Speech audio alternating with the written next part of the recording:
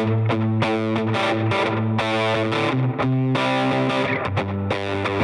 listening to the Cantina Cast,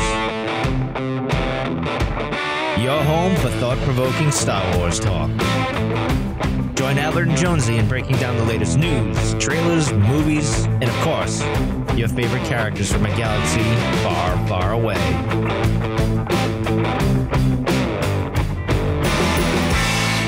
Hello, everyone. Welcome to the Cantina Cast. My name is Albert Padilla, and welcome to our second day coverage of Celebration 2023. This is the first of two shows that we will have today, and we are going to get into all of the details of the Ahsoka trailer and some of the stuff that was shared this morning as part of the Ahsoka panel. And there's that keyboard right on cue. Good morning, keyboard. How are you doing today? Doing great. Yeah, sorry. This is but yeah, we've got a lot to discuss, and with me to my right in the same room once again, Jonesy, welcome to the show. How are you doing this morning? That's weird. It is very weird to say good morning, isn't it? Yeah, I was just saying, I don't think we've ever done a 10 a.m. show. So for the two people that have joined us today, thank you so much for being here. We really appreciate your time. No, it's more than two, but thank you for spending your morning with us. Right. And so in an attempt to not use this keyboard, which is actually amazing, by the way, but our setup just isn't conducive to it, I am not going to do all of the hellos in the live stream today. So please, I know everyone's going to be very disappointed. Staff Jonathan, Dale, Miss Sunflower, good morning. Good morning. We'll do it now. If you were not here at the start of the show, I can't help that. Yeah. Sorry. Too bad. So sad. It's going away. Good morning, Lauren. And Lauren's Good with morning. us. Yeah. Not having any of the problems that we're having. How are you doing this morning? I'm good. It's okay. I understand. I have my own technical hangups as well sometimes, so it's all good. This is more like a technical hangover, apparently. Yeah, this is more of a hangover. All right. Well, if you were with us yesterday, again, last night, we kind of talked about a little bit about this trailer that was shown. We're going to pull it up and kind of step through it frame by frame. But I want to start with just so quickly some of the news that was shared on the panel this morning. We're probably going to come back and wax a lot of this a little bit later as part of our kind of day two coverage show, which we're doing tonight at 7 p.m. Central. Right. So tune in for that. But I guess the big thing was at this panel, attendees, if they got in, were able to see an extended trailer, additional footage that we have not had a chance to see. I've scoured the internet as of 6:30 this morning, and I've not really been able to find a whole lot on it. As much as as many that got reposted yesterday of all of the other ones, it is a shocker that we've not been able to find anything about this. And we've only found a few comments about what was different about it too. So sure. A little bit interesting there. Hey, a hearty good afternoon to Rod, by the way. He was actually at Celebration right now. So. Oh, that's awesome, man. Thanks, Rod. He said he's got his pin with him too. So he's awesome. Repping the team here. But there was a screenshot that do you want to pull this up real quick? Elon Musk made an appearance today at Star Wars Celebration. Oh no, I'm sorry. This is Grand Admiral Thrawn that we're seeing. So this is Lars Mikkelsen, who's playing Admiral Thrawn. And so this is not the best picture of him. I think we were all joking about this before we came online. Like, I would imagine he does look better than this. He's been caught mid-sentence here. This is some of the footage that was shown. They had the big reveal was at the panel, and finally seeing him. They brought him out on stage. Huge ovation, standing ovation from the audience, as you'd expect. Later on, he came out onto the celebration stage. Same kind of reception there. And at one point, just to kind of weave this in here, there was a moment there where he was talking about how he had felt so welcomed in the community, and that it wasn't just at Celebration, but it was on set and everything else. And this was like nothing he had ever experienced before.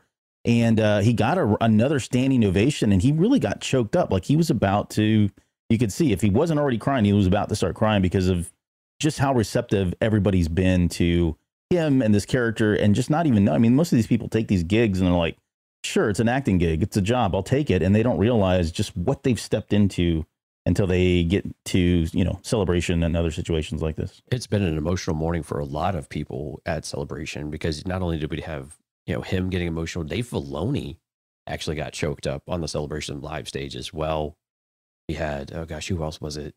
Oh man, one of the other actors who's it was just really cool though, just to be able to see the emotion of like what this means to the people doing the creating and bringing these characters to life, that it really does mean as much to them as it does to us. the ones who consume it. So this is really exciting to be able to have the characters bring them to life from what they were in the animated fashion. Yeah. Now we're over to live stream. So it'd be really cool to see how well this plays out. Yeah. So Lauren, when you see this picture, aside from the look-alike to Mr. Musk, anything that he's taking that blue check mark a little far, huh? Oh, well, okay. Yeah, this is unfair. He, like you said, he's mid-sentence. It's also looking up at him. So I have full faith that once the show comes out, he's not going to look like Elon Musk. But Right. I mean, he looks, other than the facial expression, the mid-sentence facial expression, I think it looks great. Like, he pretty much looks exactly like how I pictured Thrawn in my head when I was reading the books for the first time. So I think it's going to be awesome. Yep. And for anybody that's not aware, Lars Mikkelsen is the actor who plays or did the voice for him in Star Wars Rebels. So it should be a continuation of that. He's got that very slow, methodical, different than what we heard back in like Heir to the Empire. You know, very different. If you listen to the audiobooks back then, it's a very different take. Audio tapes, right, or whatever it was.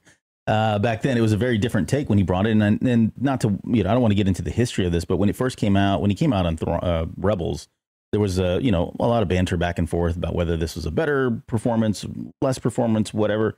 One of the things that did stood out, just looking at this picture here, is the eyeballs. Because traditionally in Legends, he had no eyeballs. They were just completely red. And again, for anyone who wasn't aware or around when Rebels came out, the decision to put eyeballs on there was strictly from a visual perspective, right? As they're filming, you got to be able to see where he's looking, because that was kind of important. When you're doing the storytelling and the way he was originally conceived by Timothy Zahn, probably not as important. So the eyeballs were put in place so that we could actually see when he's making eye contact, who he's looking at when he's speaking to. And so they've continued that on here. It was a thing that I was questioning in my head, like, were they going to do this? Or were they going to leave it completely, pupilless? Because we have other characters in Star Wars, or races anyways, that don't have pupils. So it's not unprecedented to. Yeah, but they're usually very small chunks, right? They don't really, when they have speaking parts, they're not doing a lot of speaking, or it's not, they have giant heads like a Duros, right? Yes, so they move their head, or they're at distance. So you don't really need to know. They're usually focused in one area. We're going to have a lot of, for lack of a better word, intimate moments with Thrawn, I think, throughout the series. Okay. Or at least we're going to be engaged with him in a more direct fashion, right? So I think it's important to maintain that and to bring some of that. These eyes look a little bit lighter too. They're not the really deep, maybe not deep red, but that really vibrant red. And it could just be the washed out image because this is from a cell phone, in a crowd. Yes. With a bunch of lights on and a screen that's probably you're probably right. a billion times brighter than any TV we've got. So there's a lot of things that we'll see this play out a little bit more when we get more official content released. I can't imagine that StarWars.com would not give us an official post of Thrawn or a picture of Thrawn at some point relatively soon.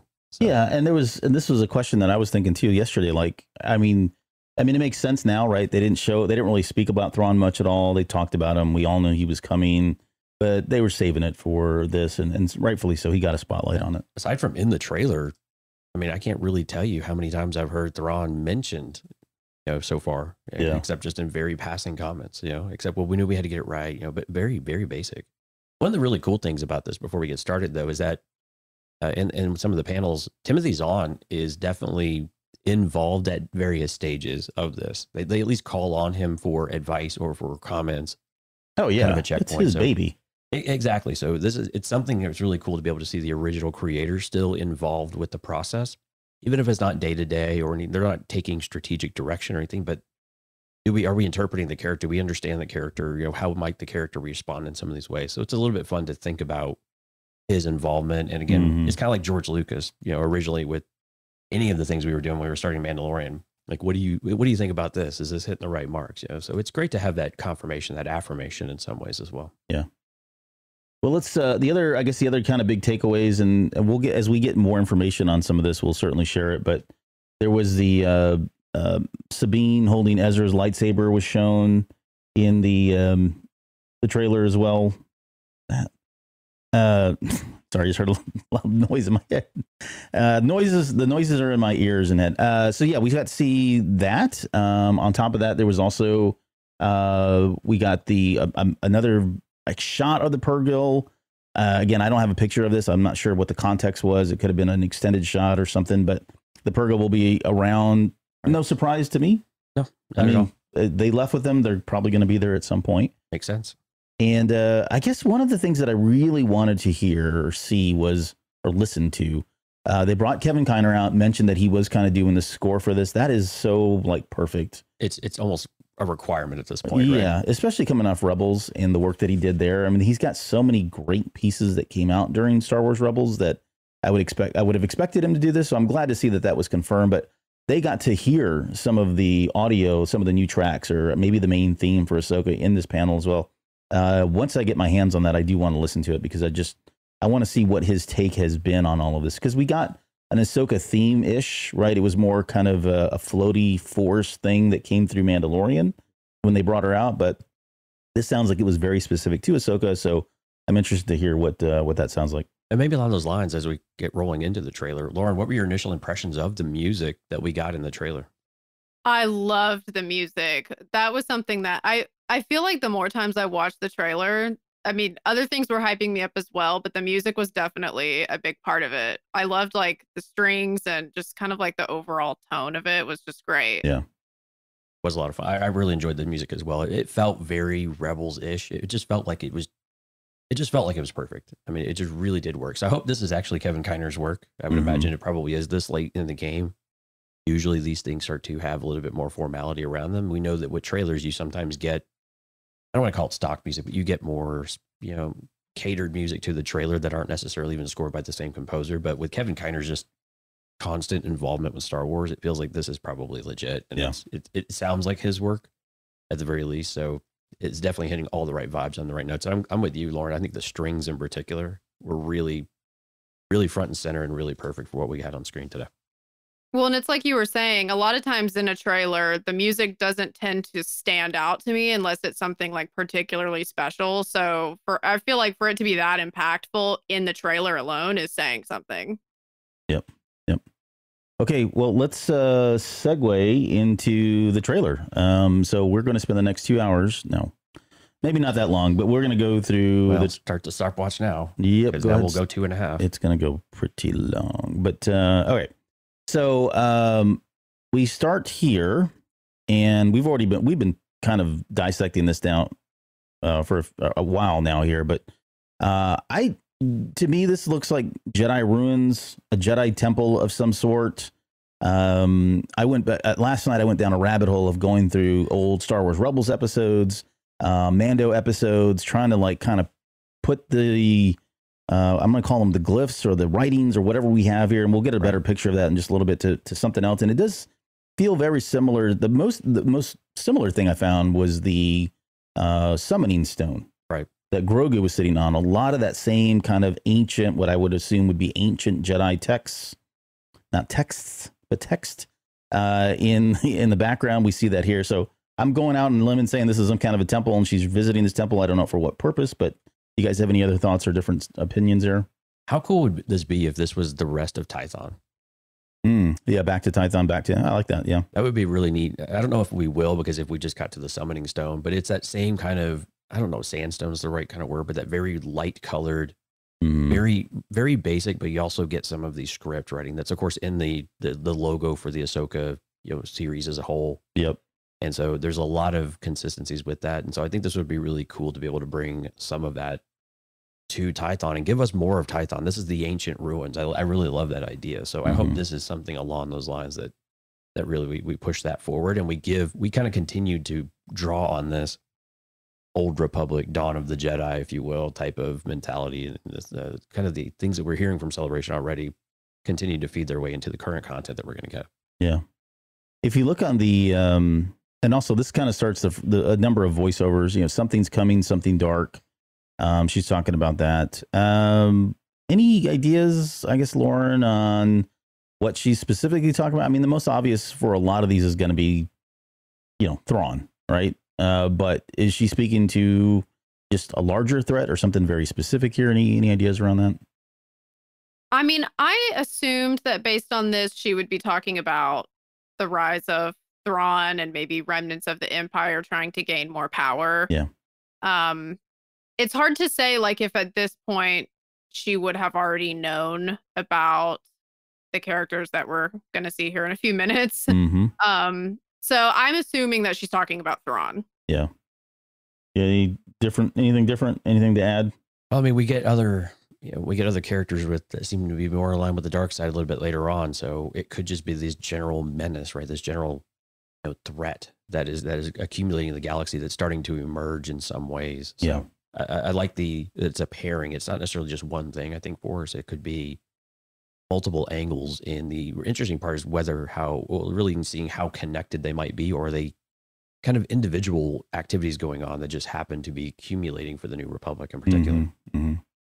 Now this, the particular shot we got up right now. So she's standing here in what looks to be some kind of like an open courtyard again in this temple. There's this kind of a circle sigil thing on the ground here.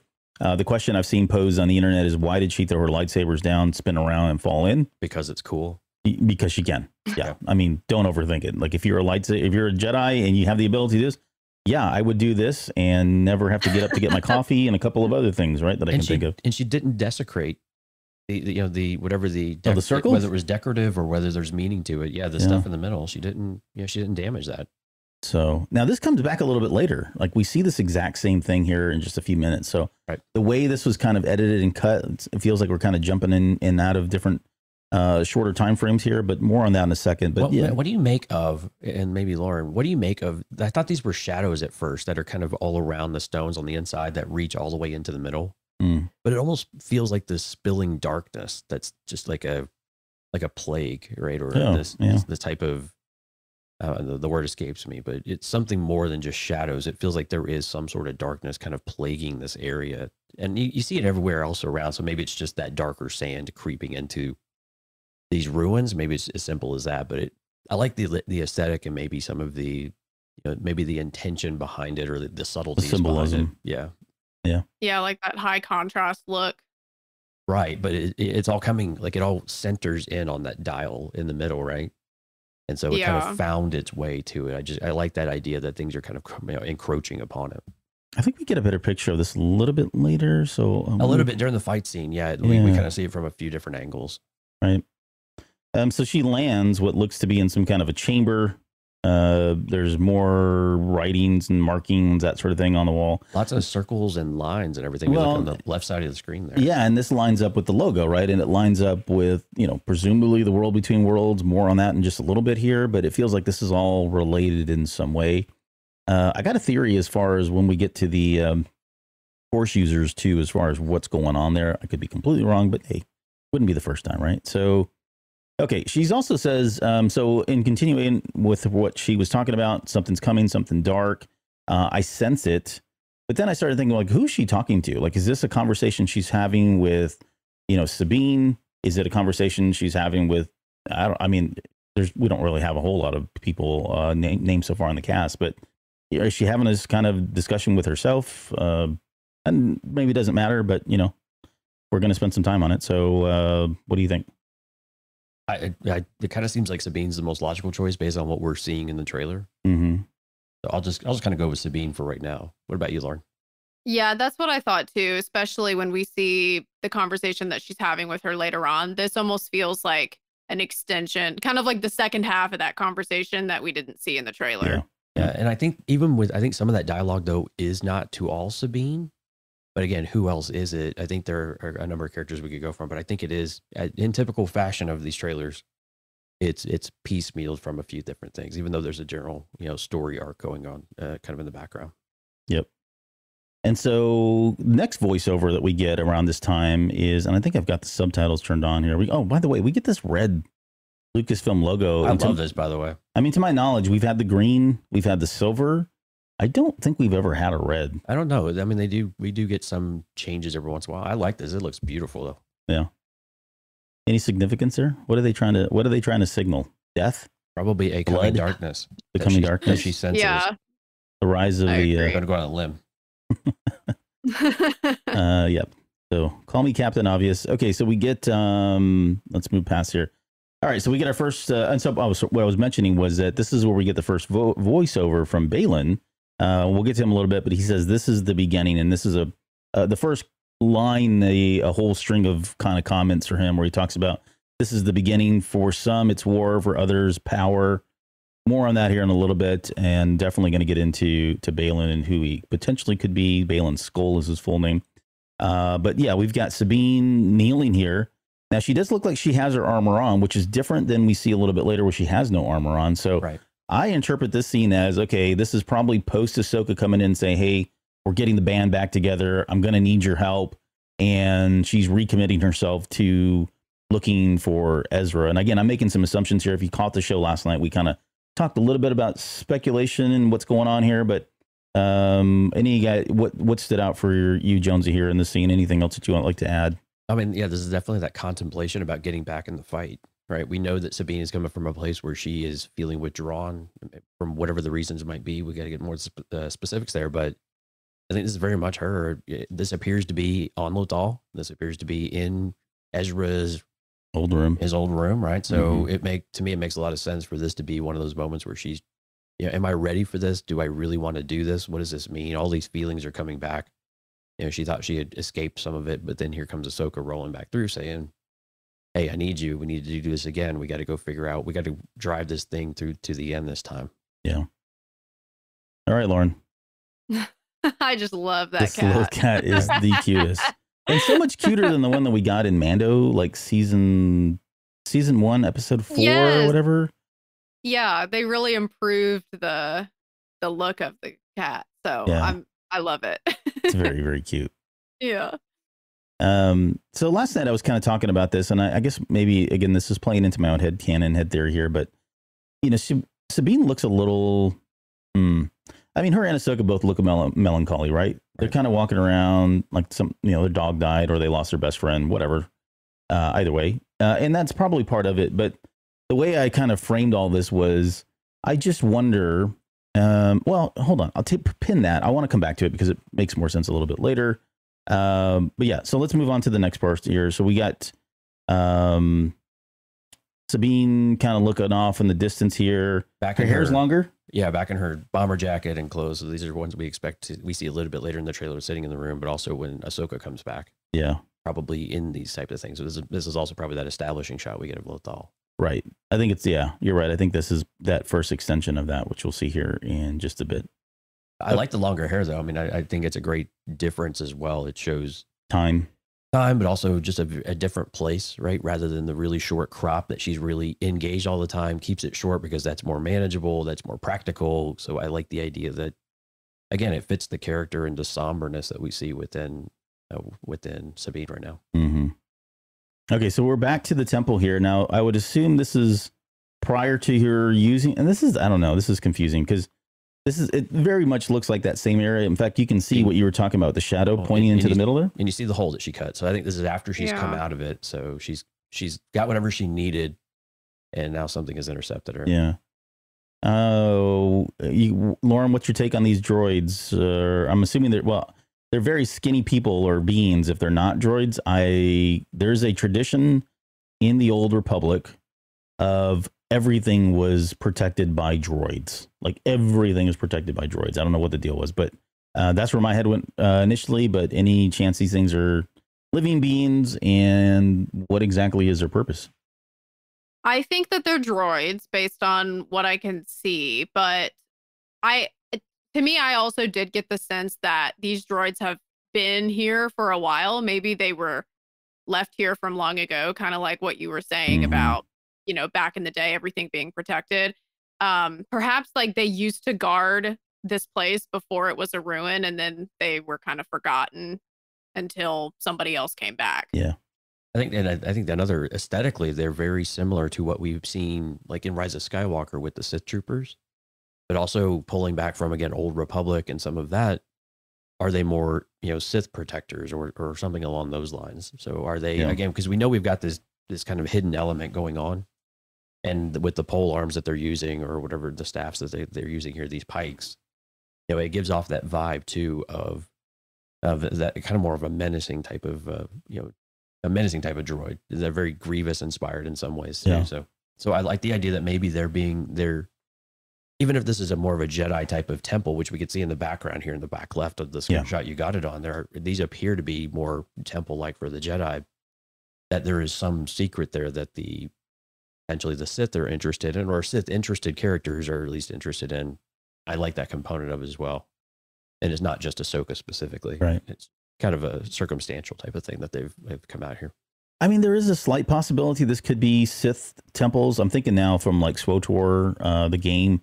There are some structures and areas where there are temples like this. The Sith were very much more about themselves, I guess, in how they displayed their statues, but they had something similar like this. So it's the only reason I'm even throwing that in there is because these guys look to be wielding what I would consider an electrostaff. Right. Traditionally, we've seen those as blue. These are very specifically red, like you mentioned. The actual blades are red. We associate that with Sith, dark side. A little flavor of like the Praetorian Guards that we get a little bit later on in Rise of Skywalker as well. So a flavor of that. But yeah, this feels like more like a Jedi place. But Lauren, any takes on the structures in the background, like the statues or what we're seeing kind of in the foreground as well? Well, I agree with what y'all were saying earlier about it. Feels very similar to Tython.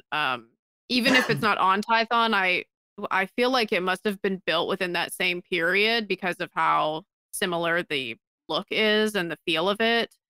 So yeah, I'm thinking like distant Jedi past, perhaps something that might connect with the Dawn of the Jedi that we had announced yesterday. Just kind of spitballing there. Yeah, that would be a nice little tie in there. I think the lead that we're all kind of burying and tiptoeing around, no pun intended, is the Cankles. I mean, come on, let's be real. I mean, you're always noticing the Cankles. They're huge. Look at their little chubby toes, or their chubby toes. Like I've never seen toes that chubby. You know, I'm learning a lot about you this trip. Right. It's just weird. Like I don't understand why they're so cankly. That's the only thing weird around here. Yeah. All right. Well, let's move on. We'll get back to that here in a little bit because there's a better shot of them. No, I'm kidding. There's not. All right. All right. So we get our kind of first action shot here, at least space action shot. And this is the Phantom from the Ghost. Phantom 2 to be precise. And so awesome to see this in live action. Yeah, I mean, they did such a good job. And I mean, this is the same shot because we can clearly see it here, but it's Hera that's flying it. We'll get into Hera here in just a second as well. But that is that's a transport, right? A cargo transport thing, similar to what we saw in Solo. Yeah, like a freight hauler, right? Freight hauler, right? And I don't know what this thing is. It could be it looks like a lid. Yeah, it looks like an Apollo capsule, basically, right? Right. Yeah, I don't know what it is. Tupperware of some sort. But they're hauling this thing away, and they're firing upon the Phantom 2, which Hera's flying. So I couldn't even guess what's going on here, other than it sounds like maybe she's going after this, and they're trying to steal it. Kind of seems that way. Whatever they've got something that she wants, clearly. But I like that she's the one on the aggressive here. So, and again, it's more of this: is this an Imperial type of freighter that's taking something that's of value? But you know, it's just really cool to see the Phantom in action, though. Yeah. And it goes without saying, there's a lot of discussion, or always discourse, banter back and forth about who is really the best pilot in all of Star Wars. And if you're really being honest with yourself, she comes into the conversation. Oh, in the conversation. I thought we were going to name. No, we're not going to name, but Force sensitive Poe Dameron. She's done a lot in the series and in Rebels to make a name for herself. There's things that she's done. So I think people overlook the fact, and I'm not trying to start anything here, but yes, I would say Poe Dameron, Kylo Ren, Tech, Omega, right? All of these guys are the greatest pilots. You know, Anakin Skywalker as well, right? Her name deserves to be in there. All I was getting at is that this isn't going to bode well for whoever's flying this thing. She's going to catch them, or she's going to stop them. I can't see why she wouldn't, because she does. So what do you think about the cockpit, though? Maybe Lauren, like, is it really capturing the vibes of what you would have expected to see live action? I think so. It's also, I feel like when it's daylight in the cockpit, you do get a different feel than if it's dark. So I'd be interested to see like what it would look like when the ship is actually in space. I think then you would get like the full effect more. Mm-hmm. Yeah, like that the lit up effect of just the lights and blinking and glowing at you. Right. Yeah. All the lights and everything and the stars in the background. I think that would be really cool to see. But as far as like the daylight look goes, I like it. Yeah, and the cockpit is similar. Like the frame itself is identical, right? So the windows, the panes of glass, identical to the animation. They've added more to this. The Phantom was Phantom 2 was kind of sparse. Yeah. Yeah, there wasn't a lot going on, and that's more from a animation thing, right? The more they got to put in there, the more they have to compute, cost more money. But there's much, it's filled out a lot more here in live action than we did see in animation. So, okay. And I'm good with things being different from live action to animation, because in animation, it's an interpretation of what we would imagine it to look like in real life. So of course we're going to have some differences. Right. So, and that's a good segue. And I'm going to go right back to you on this one, because this is our first kind of, we'll get a better shot a little bit later. But so far, Hera has been mentioned. We only saw the tails, and this is a side view. This is the first view we get of her. We've already gotten Zeb. We've gotten Sabine, Thrawn now officially, even though we've already kind of commented about the Elon Musk thing. But Lauren, like when you see Hera, any reservations about her transformation or I guess her bringing to life here, or coming to life on the big screen, small screen? No reservations. I would say that in this case, it's kind of hard to get like a real feel for it, because I feel like the shots that we got of her in the trailer were limited. So I expect it's going to work. But I almost kind of need to see her like in action, talking a little bit more, doing a little bit more for me to actually fully get into it and immerse myself. Yeah, it feels a bit posed right now still. Yeah, right. I was going to bump ahead just quickly because I do want to go to the shot where we did see her kind of full center when she says that, what was the line that she said something about? There you go, right here. Like, this is really the best shot that we've got of her. It's the first frontal shot that we have of her. I don't have anything and I can be critical at times, especially with some of these, with the Ahsoka brought to life, and I thought Zeb was really good. Chopper's perfect. We'll talk about Chopper in just a second, but well, droids are easy to get perfect. They pretty much are easy. But yeah, I think for me, it's going to be when I see and then hear more of her. And we haven't really had that. I mean, she's only had like 2 lines, and I just don't know what that's going to sound like, because in my head, I've got 4 seasons of what Hera should sound like, right? Quote, air quotes, should sound like and look like. So we'll see. I don't know. Hopefully I don't have the same kind of reaction I did with Ahsoka, because I felt like I was, and continue to be a little bit Debbie Downer on that one. But what do you think? I was going to say that too about Ahsoka. It's with the voice being different. That's always been my hang up with Ahsoka. So I'm hoping that I can get past that.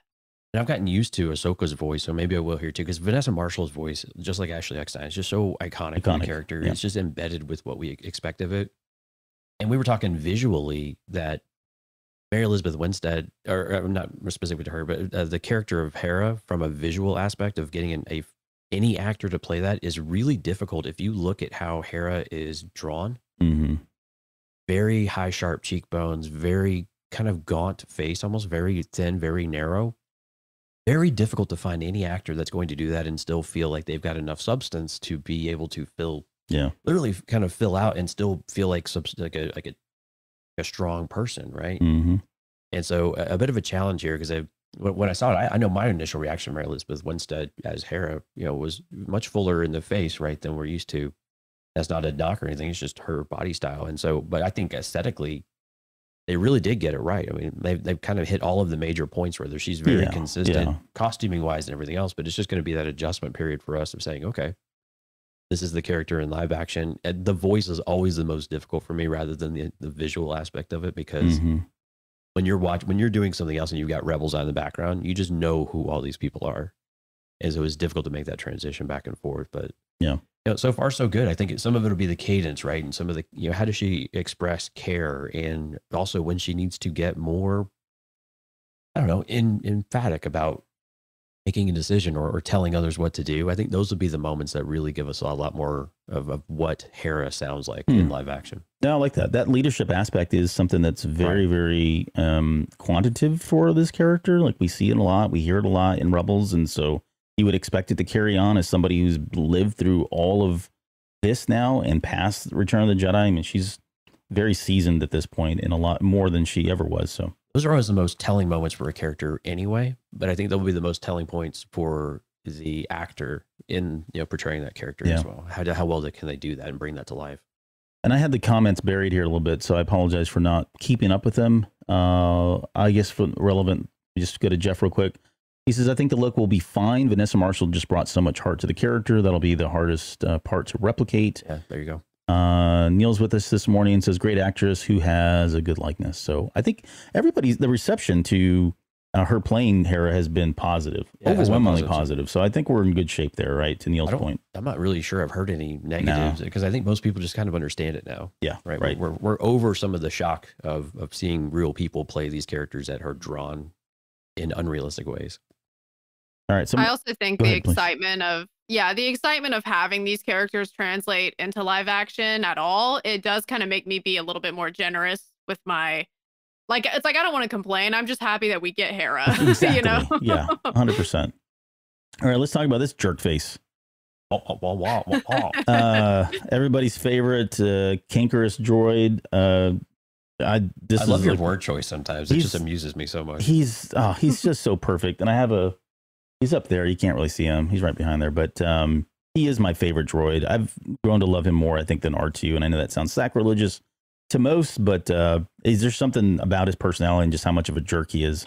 And he's so sarcastic, which I just absolutely love. Like, it's a good trait for me as far as I'm concerned. It's the one. I mean, there's a lot of people that are with you actually. So Tuan or Formalis, this is like one of his favorite characters, right? Yeah. But when you think about attitude with droids, you think R2D2, Mm-hmm. and this is like the modern R2D2 for us. Of like that has that same spirit and just captures it and embodies it so perfectly for an entirely different generation. Yeah. That you just want to see both of them get into some mischief. I want it like when we think about like droids, like we've talked, there's droids content coming eventually. Why can't it just be buddy cop with R2D2 and Chopper? Yeah, right. That'd be great. I mean, that's the buddy cop that we really need, right? Yeah, yeah.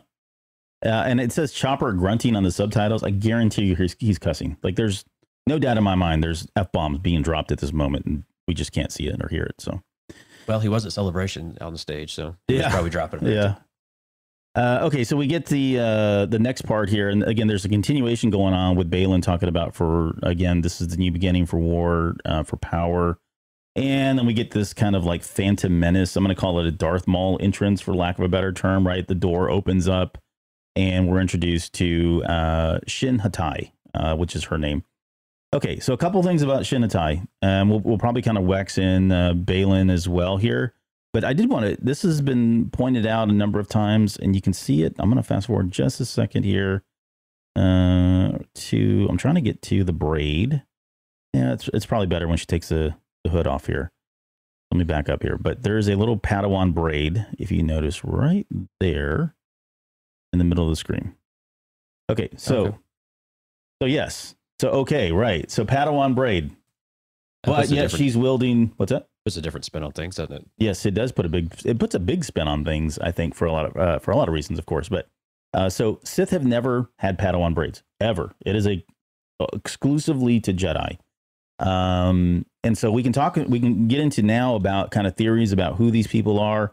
I know you had found some information online about the North mythology and the background of these characters. So why don't you take that real quick, and then we can turn it over to Lauren to kind of give her thoughts on who the heck these people really are and what they're doing. Right. Yeah. So the last names of both of these characters, so Baylan, Skull, and then Shin Hatai. So Skull and Hatai in Norse mythology are wolves that chase the sun and the moon.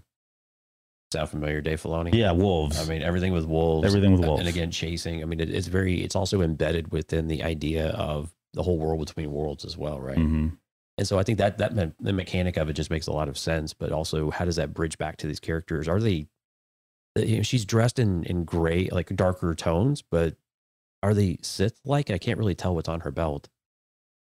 Got some sort of emblem on her belt there, but are they really truly Siths? I mean, we look at the lightsabers and they're this really orange, and they don't have the there's more of this white core that we're used to, and we'll talk a little bit about maybe what that means, but it's a different component of it though. But again, so where is? I hate to keep bringing it up. But like, what's the Luke Skywalker angle of some of this from an Academy standpoint? Yeah, are these characters that have been left behind? Are they even involved with that? Are these just coming out of nowhere as they've grown up in this world without Jedi or without teaching, so they've just done the best they could, right? Yeah. And so there's a lot of questions with these characters, but I love the aesthetic. I mean, she's just killing it here. I like it. I mean, quite literally, she's about to do a lot of killing, but yeah, she's knocking it out of the park here. Lauren, what are your kind of opening thoughts on these two characters in particular? Well, I do love the entrance. The dark hood is very ominous and cool. But yeah, I also think that the way that the lightsabers look with they do seem like not as bright as we would expect them to be, and like this very orangey red. I have to think that that's intentional as far as like the brightness of them and all of that. So I don't think that they're Sith. I almost wonder if there's some sort of like maybe a spin-off branch of the Jedi that maybe they're not full dark side users, but maybe they are taking things in a bit of a different direction that maybe they believe is more effective. Perhaps like adopting like a different sort of doctrine that is maybe something from inspired the role-playing games. I'm trying not to say it. In SWCE this is around, but no, not in the role playing game. Sorry. But in the old school role playing games, you have the Imperial Knights. Oh yeah, true. So the Imperial Knights are a whole kind of different angle of some of the stuff that they borrowed from this before, right? From West End Games and all of that. So, and I think when we'll get to Baylan here in a minute, we get some really great looks of him when him and Ahsoka are squaring off. But you look at the aesthetics of that outfit, and even when she's driving or piloting the starship, you see some of those aesthetics with the pauldrons and just the how the breastplates kind of look, not really plates, but just the leather armor, the cloth here. So yeah, we'll get to some of that. But what's your theory on the lightsabers, Albert? I know you're dying to tell us all about what you think about the lightsabers. Well, don't oversell this. I think I said it's going to melt your mind and it's going to be amazing. But no, it's not. I think we may have mentioned it last night on the show, or maybe I don't know. I think we beat around the bush. We were just talking about it. So a couple things. Again, I would agree too. I think I said this last night, but the intention of making these orange and not have that white glow and look different, that's purposeful, right? Yeah, I agree. It's consistent with these two characters explicitly and exclusively. We've already seen Luke in the Mandoverse, and his lightsaber looked just fine, like we would expect it to see, right? Kylo Ren's in the future, of course. Yeah. Yeah. So I mean, there's an intent here for that. Now, could these lightsabers, these crystals be synthetic, right? Could this be the beginning of synthetic crystals formally and canonically in Star Wars? They were first mentioned, I think, officially in Shadow of the Sith by Adam Christopher. It's the idea that that synthetic crystals were out there. It's a different take than what we had in Legends, and we won't get into all that right now, but because they're not true, real kyber crystals and they're synthetic, maybe that's why we get the orange solid hue versus, the more natural kind of blending of white light in whatever color. That's one thing I would think. I could see that. Yeah. So, and there's probably reasons for that. Without the theory I'm about to tell you in a minute, just from a pure, if we think about the time frame that we're in right now, kyber crystals are kind of rare. Very rare. Right? They're not out there like they were during the times of the High Republic, and certainly during the times of like around Phantom Menace era, right?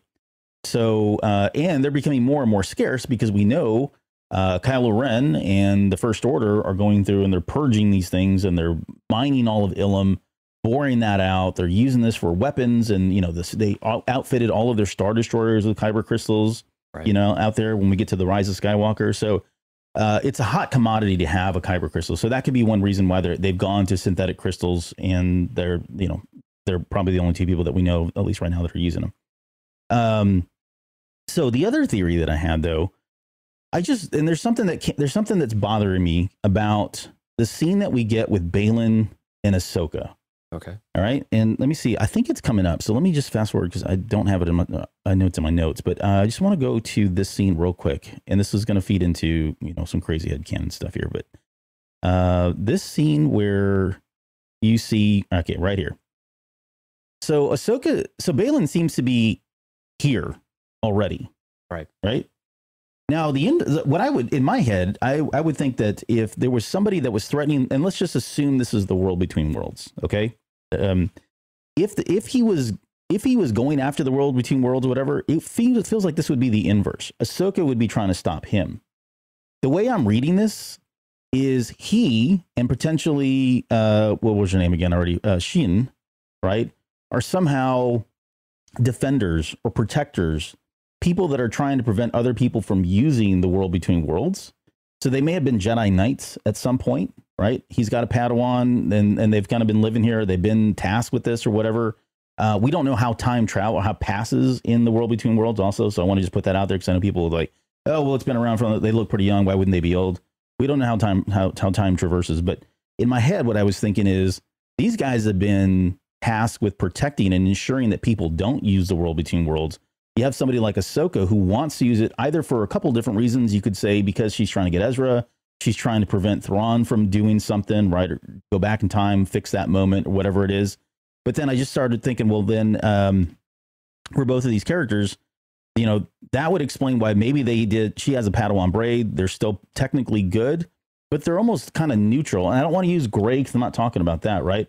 But they have a bigger purpose. They serve a higher order, a higher purpose in ensuring that this never falls into the hands of good, evil, Jedi, Sith. They're just taking that middle ground. And so if they use a red lightsaber or an orange lightsaber and it's synthetic, I don't think it really matters to them, right? It's all about the higher mission, which is ensuring that this thing does not get taken over and used for nefarious purposes. You want to have any comments on that before I get started, Lauren?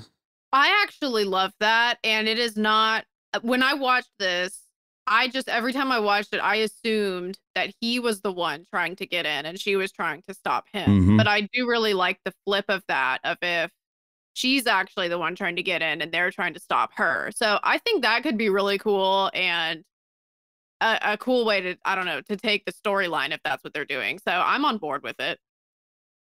I like the idea of it. Let me just preface it with that. The part I have a hard time with is that we see both of them killing rebels or killing New Republic people.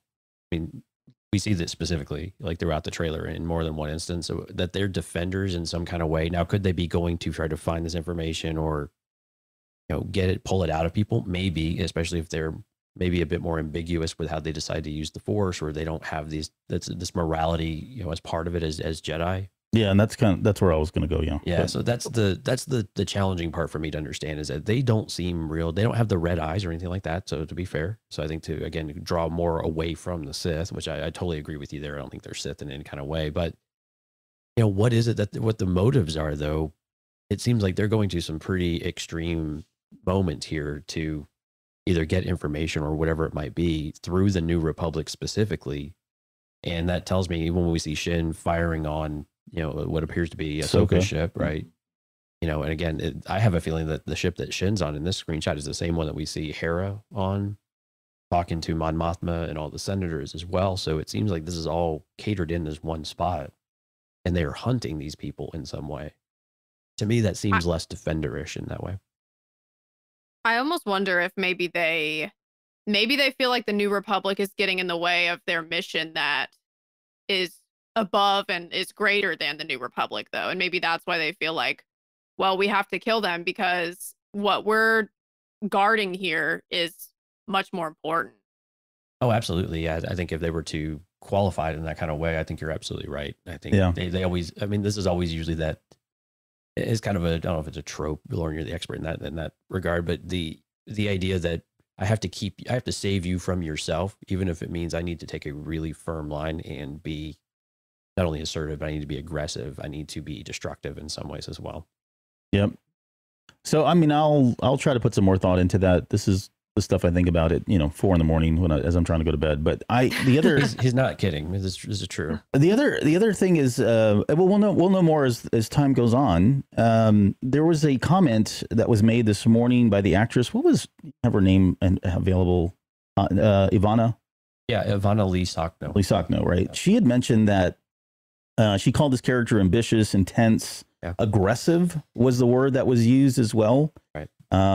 And she did confirm that she was a Padawan, to Balin's character. So all that could line up. I mean, I could be completely wrong. There's probably more to it. To your point, though, if they're aggressively hunting people, then yeah, they're not. I would say they're not on either side, and they feel like for whatever reason, the New Republic, Ahsoka, even just being out in the galaxy is a threat, and they've got to extinguish that before it gets out of hand, right? And I know that's a lot to get there when we don't have that kind of context in the trailer, but yeah, I would agree. Right. And so when asked what if there was one thing that Ivana wanted us to know about her character, she said that she wants her humanity to expand our understanding of the darkness within and the reasons behind it. Mm-hmm.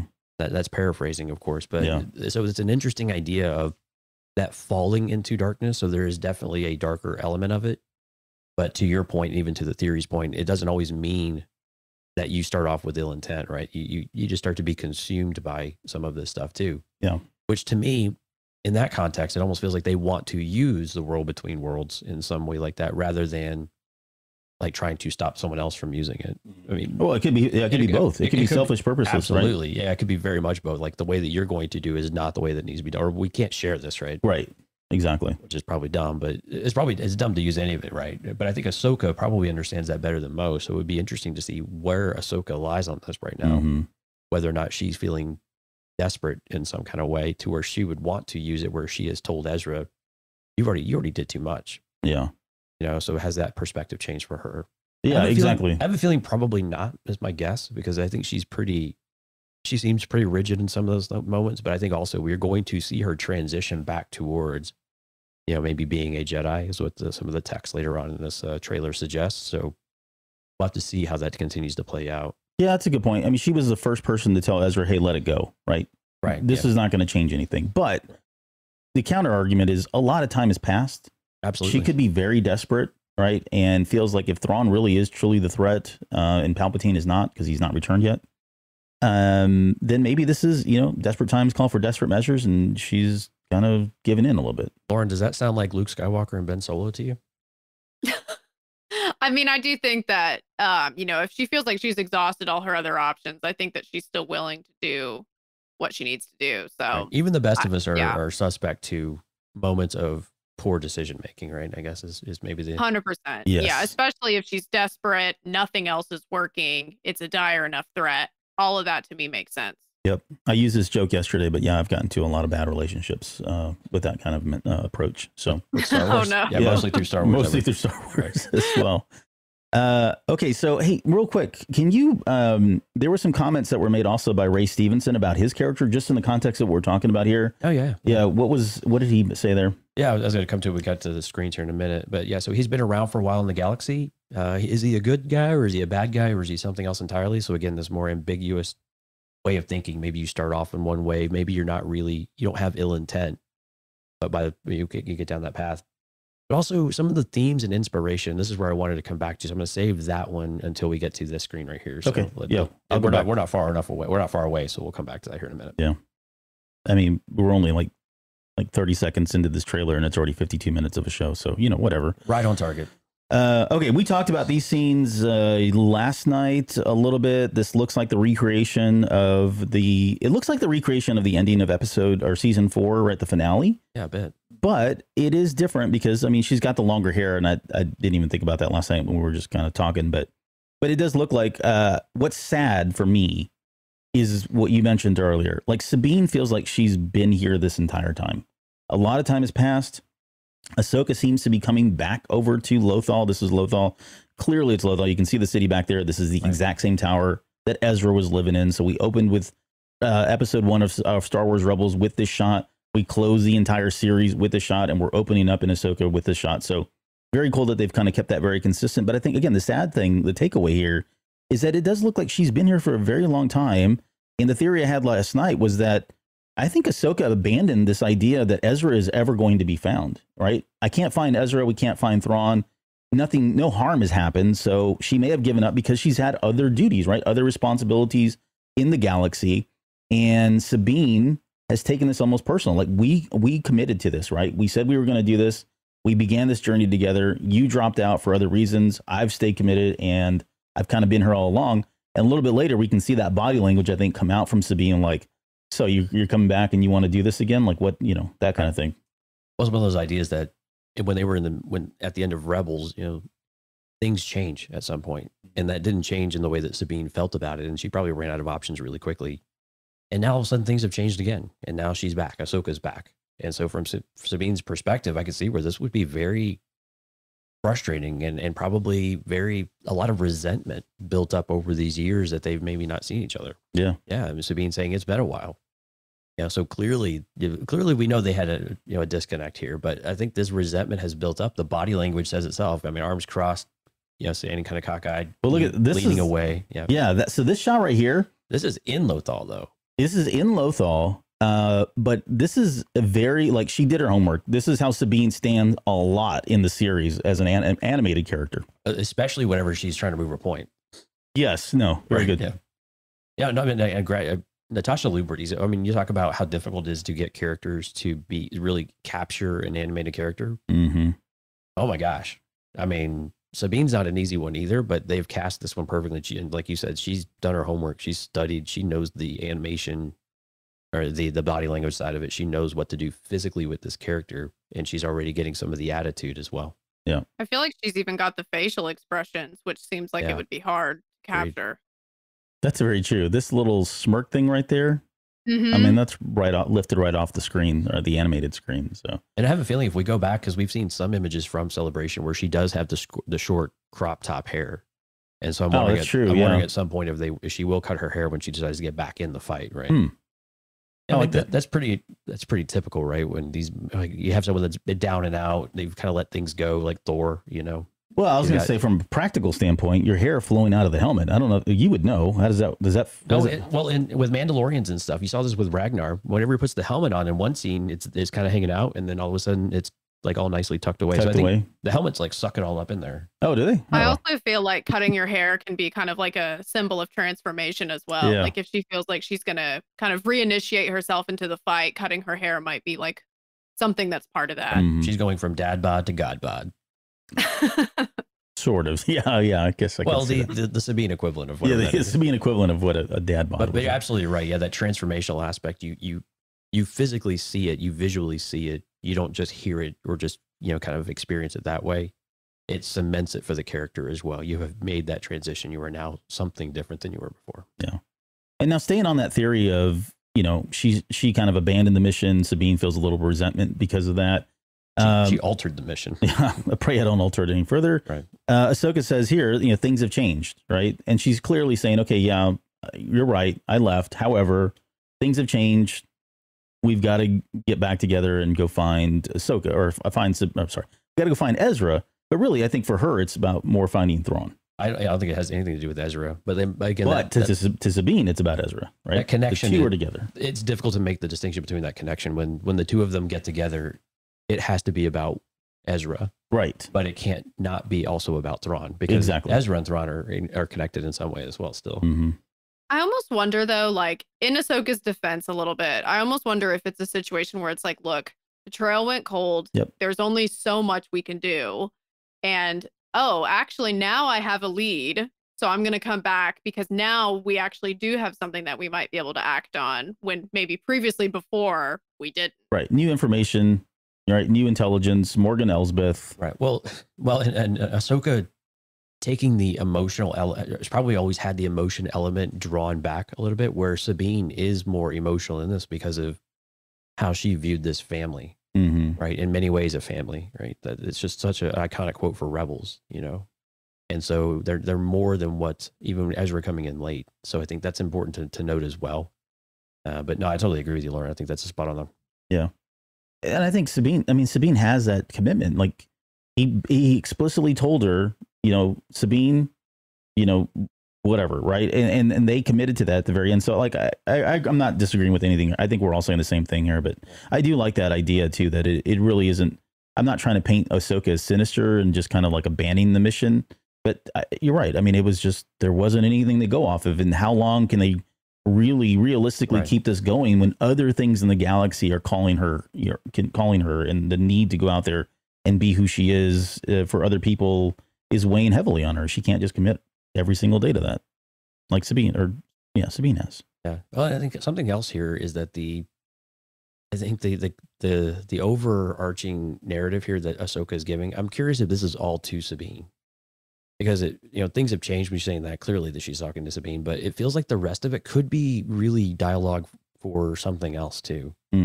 Why would telling her whispers about Thrawn and heir to the Empire and things like that? If I'm Ahsoka, I've probably got enough self-awareness to where I understand that those things might not mean as much to Sabine unless they are desperate for people. Right? We need warriors. We know the New Republic at this stage is dismantling. We know they're deconstructing the military, all that stuff. So maybe it's more from that angle that she needs to bring her back in the fight. Yeah.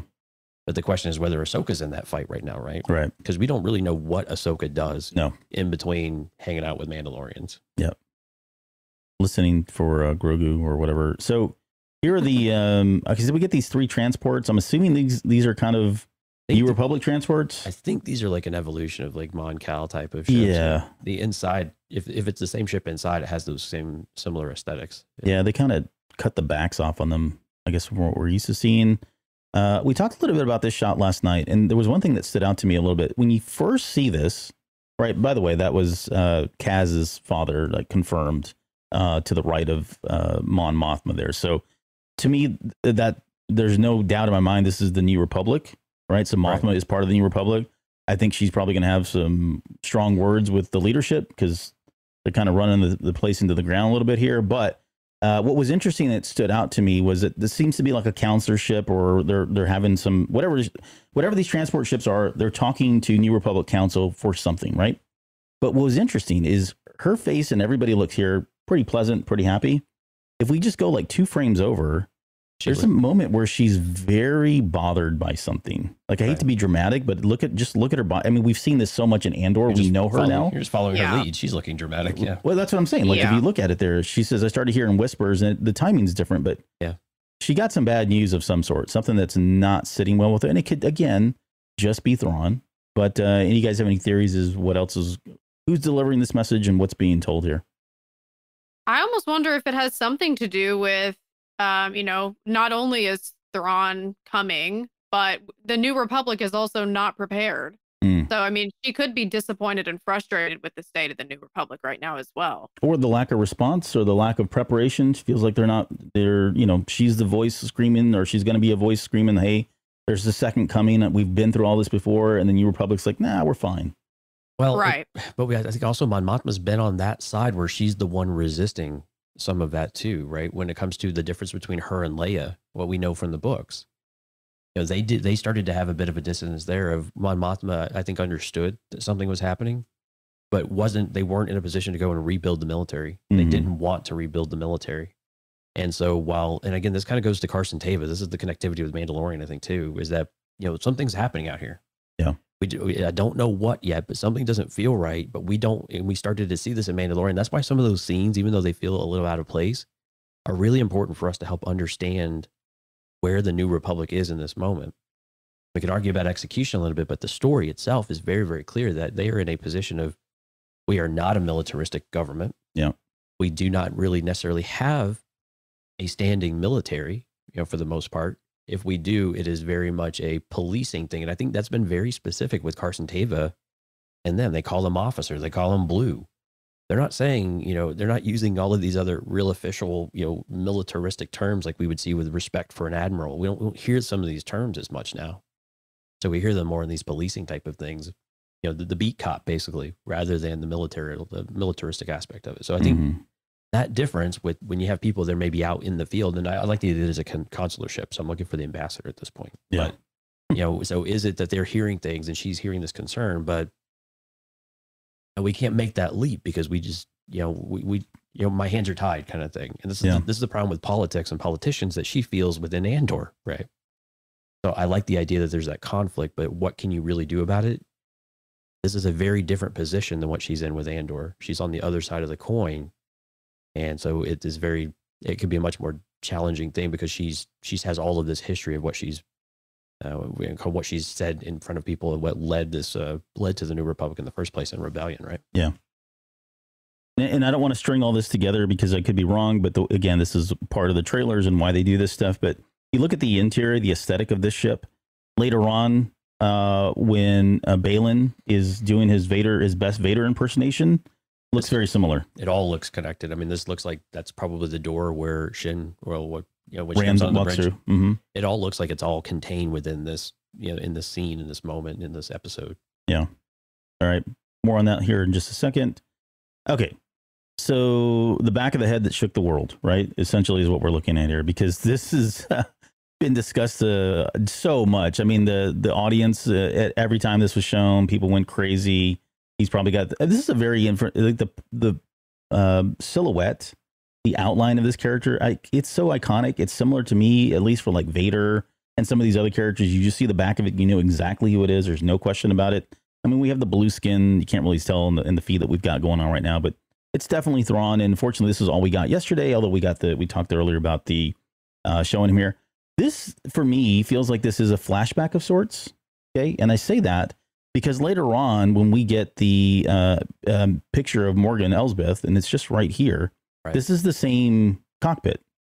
And we get a much older Morgan Elsbeth in here, maybe older looking, but she's almost, to me, when I put these two scenes together, it feels like she's reminiscing about the good old days of what Thrawn was like where he was. She's on the ship. I don't think she's on the ship with him. I could be wrong, but I just wonder if this is a flashback of some sort. And you know, the part 2 of that is her coming back and saying, oh yeah, he maybe even thinking back on this moment. We don't know, but this looks like to be his a ship of his sort. Yeah, I agree. I think it does. I like the idea of a flashback here that she's recalling. She looks a little, maybe not worse for wear, but a little older, a little more disheveled maybe than what I remember her in Ahsoka. But of course, at the end of Ahsoka, she was captured, right? Yeah. So how did she get out of that too? Or was she blasted out with Moff Gideon? You know, those types of vibes, or was this something else entirely that we're getting some different concept for? But a question for y'all: did y'all figure out what the logo is on the floor? You can see it more in the Morgan one, yeah. Yeah, so yeah, right there. Yeah, I don't know what, I couldn't find what this emblem, if it had any kind of significance though. Yeah. I'm trying to figure out what kind of ship this is. Is this a Chiss? Is it a Chiss ship? I'm trying to remember back from the Thrawn books how they describe those, but well, they don't have droids though working the ship though either. That's true. Yeah, and I don't know if we would be able. They seem like they're very kind of like Imperial. I think is what we usually visualize in our minds when we think about these. They have a lot of people on the bridge. They have, you know, perhaps different levels of, you know, like physical levels of where people are ingrained in the bridge and all that stuff. So, but, any thoughts on that, Lauren? I almost just assumed it was just decorative. I mean, we know that he likes his ornate art means something, right? Yeah. Right. That's true. So, I mean, maybe decorative, but perhaps it has some sort of symbolism, but I didn't think it was any sort of like a specific logo. I really do hope with Thrawn, to that point, Lauren, I hope we really do get the element when we do get Thrawn, this whole artistic element, because it's accentuated in all of the Chiss Ascendancy books and all of, or the, whatever it's called, the Ascendancy novels. And really throughout Thrawn's canon history is his interpretation of art, the meaning of art behind other cultures. I really would love to see some of that actually come across on screen at some point. I don't know if this is going to be the right series for it, but I hope we get that, because it was in Rebels too. So bringing that forward too, but maybe in a more specific kind of way. I feel like they would have to at least mention it, because I feel like that's such a integral part of what makes him so smart and effective, is that he is willing to like examine things like this and learn from these types of materials. And it's something that has made him, you know, partially made him so strong as he is. So I think they would have to at least mention it. Right. At the end of the day, he's really a student of anything. Scholar. I mean, militaristic more than anything else, but just a student in general. Yeah. I mean, that's the Chiss way, I think, for the most part. Well, I guess that's not true. The 9 ruling families have given a lot of examples of that. They're not really that studious at times. Yeah. Speaking of nine ruling families, so for anybody that's not familiar with it, there are essentially 9 ruling families in the Chiss ascendancy where they live, right? And I was going back and looking at the symbols because I thought, well, maybe this is one of them that I just wasn't thinking about. Because it does look like it's, I'm going to call it like a tower. I don't know, that darker part in the middle there. But no, this doesn't look like any of the symbols for any one of the 9 ruling families. So who knows? I mean, it could be a couple different things, but nothing there. No smoking gun, at least from that perspective. But yeah, so same ship. I think we'll get back to Morgan here in a little bit. Yeah, we have this really quick shot here. Yeah. Do y'all think this is I think this is probably Balin and Shin. Yeah, one or the other or both. Yeah, coming in. I agree. Coming in. I mean, it doesn't look like a counselor or Jedi counselor ship. It's almost like the inverse of it. But they're not coming in hot, and there's no blaster fire, so I'm not sure what to make of that either. Yeah, but yeah, because it doesn't look like Ahsoka's ship. No, right. Okay, so we get this quick shot of Ahsoka. This does look like that planet of Corvus from chapter 13 of The Mandalorian, which was the Jedi. The forest planet that she was on. I don't know who she'd be talking to here, honestly, because that felt like, at least what we got from that particular episode, this was kind of a desolate planet. She was really only there to kind of hunt down Morgan Elsbeth. she had already captured her. Maybe this is a continuation of that conversation with Din. I don't know. I don't know that it would mean anything to Din Djarin. Exactly. Why? Yeah, either way. But and we'll talk about Heir to the Empire. No, we're not. We won't. We'll save that for a Patreon show. But Lauren, any crazy whack theories as to who she'd be speaking to at this point? Is she just having her own kind of like? Is she monologuing? She has to be speaking to somebody the way that she's talking, but I was not able to come up with anybody who seemed probable.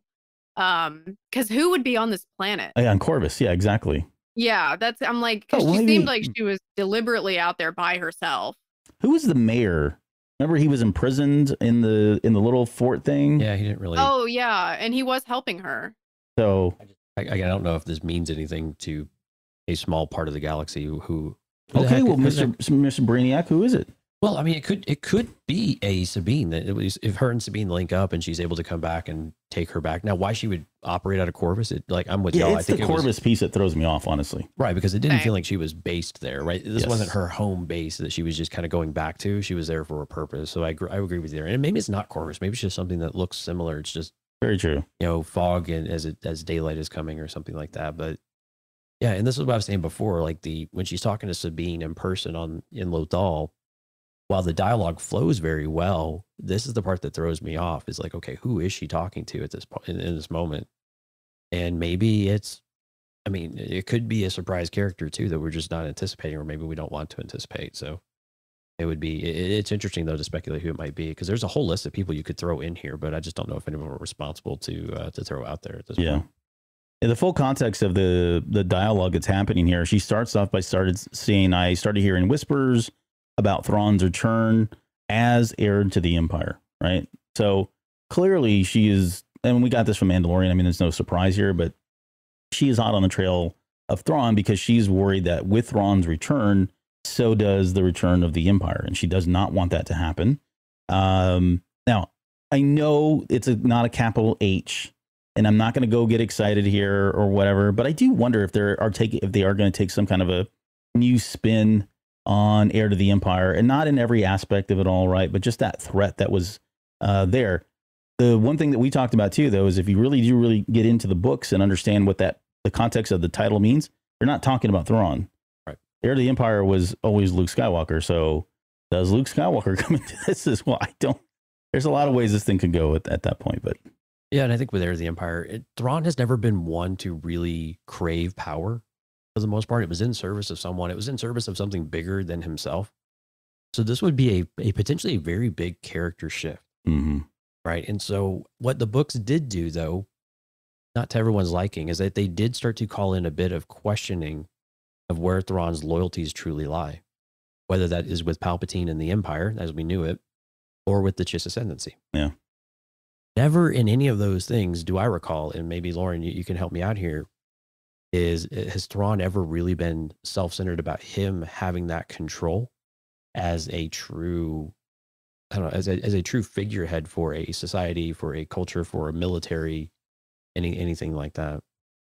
I agree. I never really got the sense that it was about him personally. Like it didn't feel like an ego thing to me. It felt more about what he viewed as the rightful way rather than him just wanting maximum power. Right. He never really set the strategy. Well, I had to take that back. He's a tactical genius, right? And there's a strategic element to all of that. But as it comes to politics and guiding, he's always been very ignorant to some of that, and perhaps willfully, because I think he did attempt to learn it the last of the love. What was greater, or was it Greater Good, I believe. Mm-hmm. So he did learn a little bit there, but it wasn't something that he excels at or something he really wanted to. It wasn't his interest level either. So yeah, for him to be the heir to the Empire in an imperial empire, emperor type of, way just doesn't make a lot of sense to me. Doesn't either. Like, to me, it feels like his loyalty still would be to Palpatine. Right. Yeah. So there's always something behind it that's driving it. He likes the chess game of it all. Yeah. And it could be that Ahsoka doesn't know Thrawn as well as we do. So it could be that that's her interpretation of what he's doing. This must be what he wants.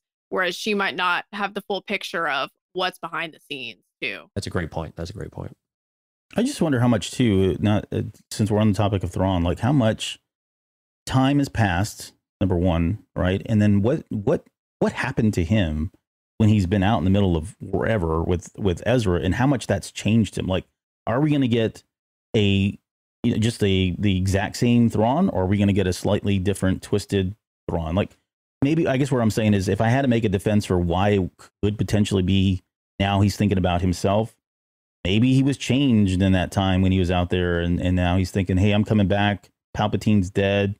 Maybe I am the heir to the Empire. Again, this kind of flies in the face of what the books were about, and I don't really care at this point on one way or the other. But I'm just trying to think of ways that he would suddenly have that kind of change. We just don't know enough about what happened to him. But yeah, it just doesn't quite we don't have that connection quite yet. Yeah. Okay, so let's get to a scene that we've already discussed, but Morgan Elsbeth here on the bridge. I think the other thing that I had in my notes that stood out was just that the RA7 droids that we see on the left and right hand side. They look like RA7 droids, which would be the Imperial probe droids, or I'm sorry, Imperial protocol droids. We've seen different variations, different colors and all that stuff. So I guess that would line up with it being still a ship, being an Imperial ship, Thrawn's personal Imperial ship, being run by, Imperial droids all this time, caretakers or whatever. But this gold aesthetic. That's what's throwing me off. Like, it's so unique. It's actually design intent behind it. It's not utilitarian. That's the part that's really interesting. Just the stuff at the ceiling, right, with these different, circles that are suspended. It's just, there's a design element to all of this, rather than just mass production, do the same thing every single time. So it's really interesting. Who is behind this ship? Like, what fleet is it a part of? Is this the interpretation of a Chiss fleet? I mean, I don't want to oversell Chiss involvement at this point, because it probably creates a whole lot of mess for us, but that there is some element to that is really interesting, and that they've kept any Chiss out of here would be wise for at this moment of where we're at. I wonder too, like the circles. I was just thinking about this, but and Dale just brought up too, like the Sith internal, right? So the Sith internal is kind of like those hardcore devout folks to Palpatine. But the only other time that I can recall, I could be wrong, I'm probably wrong, but the only other time I recall these kind of round circular things like this, aside from what the Rebels were using, was in The Last Jedi, when we saw them in the throne room. So Snoke was using similar tech like this. Right. So I don't want to draw a conclusion to all of that, but I'm just trying to think like because it is a very unique design. And these guys are looking off on the right-hand side.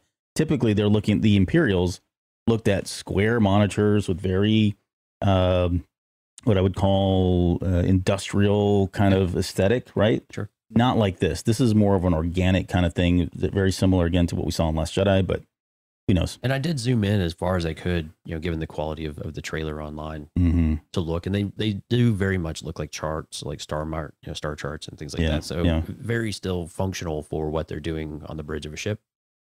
So I didn't see any other, at least obvious connections in that way. Yeah.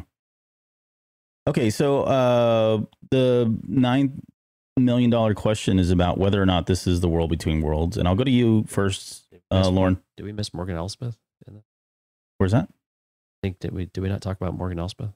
Oh, did you have more to say? Sorry. Oh yeah. So in the interviews this morning with Morgan Elsbeth, or with Diana Lee and Sato, who plays Morgan Elsbeth, so she made sure it was very clear that the character is very loyal and dedicated to Thrawn, and it is unwavering. Right. So any ambition, she really does. She has none except in service of Admiral Thrawn. So I think it's an important affirmation to hear of where this character is, because when you talk about character motives and do they change, are they shifting? No, for this character, it is, at least in this moment, or maybe for most of the series, it is very narrow, very direct, very specific. Yeah. You can almost see it too. Like, she's almost kind of smirking, like, yeah, he's coming back. Right. I mean, and we felt it in Mandalorian, right? Absolutely. Yeah. Yep. She's willing to die for him. Okay. Sorry. He bought you a little bit more time, Lauren. Sorry to interrupt there. Yeah, no. So World Between Worlds, yes or no? Yeah, that's okay, because my answer's it didn't change in that time. I think it has to be the World Between Worlds, because we have those like blue lines kind of, and then we also have just, in general, it's like very ethereal looking with the stars and the fog and like the mistiness. So I feel like that has to be what this is. I would be shocked if it was not that. Anything else? Yeah. No, I agree. It's what I think. Is it actually in the World Between Worlds, though, is the part that I'm struggling a little bit with, because in some other shots, especially when they begin fighting, it appears like there is landscape around them as well. So this almost feels like a summoning point. You see the lines that are behind Ray Stevenson's character there, Balin. Yeah. They're coming in. Everything is kind of pointing towards the middle. So that this feels like a summoning place. Kind of like we were talking about with Tython and the summoning stone. Yeah, you can kind of see that pillar you're talking about here, just to the right of him or left of him on the screen. And there are some others that seem more interspersed, but these do feel like they are creating something of a, of a circle here, or something of a gathering place, which would, and again, with all of the lights and the equipment, we've seen this in Rebels, but they were always on the outside, not necessarily the inside. So again, is it, what exactly is this? Or is this a gateway? I mean, it's probably just a gateway, but, but we do see terrain out and beyond all of this. So it's masked by this, this feel of like a map that you're just engulfed by, but there is something here though. Yeah. So, I want to think this is the World Between Worlds just because it looks like that on the outside. If I'm going to poke holes in that, my own theory here, number one, unless they're taking a different creative approach with the live action, the World Between Worlds is completely black. The only thing you had that was of color was the lines and the trails, right? And then I went back and watched the Rebels episodes last night just to confirm all of this. So this would be a different take on it if that were the case. There was no kind of like structures in the World Between Worlds. It literally just kind of open roads that took you to different places. But could this be the World Between Worlds on the outside, like you mentioned, and this is some kind of a vergence or control room or something, right? A nexus point that you can use to kind of control where you want to go within it. I think all of that makes sense. The one thing that really kind of stands out, no pun intended, is these light poles. Right. And going back to Rebels, in the episode that was just before the World Between Worlds, I think it was something about the wolves. I forget now. But the context of how they found it was the Empire was excavating. They came across this thing, and these lights were everywhere. They had something similar, right? There was all this excavation equipment. There were lighting everywhere, and that's where they found the mural with the Mortis family, right? Which was kind of like the opening passageway, or how they would use it, open up the World Between Worlds. So that seems like this is probably what this could be as well. This could be some just excavation or equipment that's laying around. Either way, all of this is super intriguing because it does beg the question again, like, why is he standing here in the middle? He's almost in front of that thing, right? Like saying, you can't, I'm not going to let you touch this thing. You're not going to use it for whatever reason. Oh, you're right. It is kind of like a central control point of some sort. Yeah. I mean, you got all the lines, all the vectors that are all kind of converging there on the middle there. So, where my mind went was like, okay, well, he's taking a last stand. You're not getting any further than this kind of thing, especially when he ignites the lightsaber right here. Right. Which again, I don't want to put her on the offensive, but then we get to this shot and she's almost smirking like, challenge accepted kind of thing. This is the best shot we got though, too. If you look in the background, you can kind of see almost what looked like, I don't know, the clouds, constellations. Something, yeah. Continents. Yeah. Nebulas, if it's a map room of some sort. And it might be just the sky in the background, but yeah. It's difficult to tell. Yeah. But yeah, and so we'll just kind of step through all of this, but yeah, you can see them fighting. Let's go back to the establishing shot of Balin though here. Yeah. And so these are the comments I wanted that Ray Stevenson made. I wanted to do about the aesthetics of the armor. Look at the armor. He used words to describe this character: Arthurian, knight, legend, quest. Yep. Right. I mean, these are very, very embedded in what you see aesthetically with the dual layers of armor on the pauldron and on the bicep.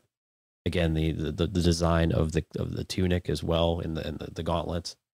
So I like the idea that this is some idea, like some interpretation of Imperial Knights to draw some from that, and just give you another excuse to go back and dig into some old RPG Star Wars, stuff. Yeah, an old I think they were in the comics as well. But I like that aspect. It looks very much like Sean Connery right here too, which it just makes me so happy. I love Sean Connery. Yeah, who doesn't love Sean Connery? Well, that's because the beard. Let's be honest. Hey, you have somebody to cosplay now. I have another cosplay. Yeah, rather than George Lucas, you can do this guy now. That's not that wasn't a slight. I think you could pull off a George Lucas. I mean that. I love you. I'm being serious. Okay, maybe I shouldn't have said that. Am I making it awkward? No, you are. I think I made it awkward. Sorry. You look nothing like George Lucas. I don't even know what I'm talking about here. Okay, so back to the armor though. Jedi. Okay, so assuming these guys, again, going back to my whack theory that they're defenders and they've been in the World Between Worlds, or they've been defenders of the World Between Worlds for thousands of years.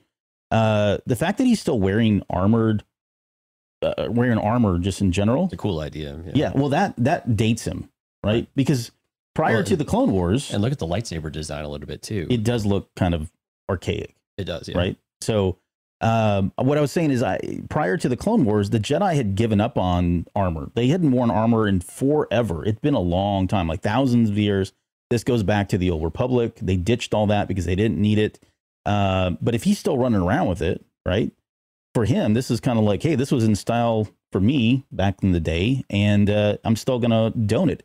There was a discussion, too, that was happening.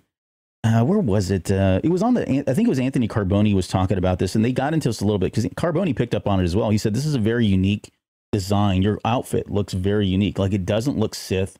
It doesn't look Jedi. It looks something completely different. And maybe that's kind of what we're all saying here, but right. Yeah. Very intentional. Yeah. And at least it looks different from what we've ever seen in canon. Does it look atypical for some of the stuff that we've seen in Legends and going back to the Old Republic? No, probably not.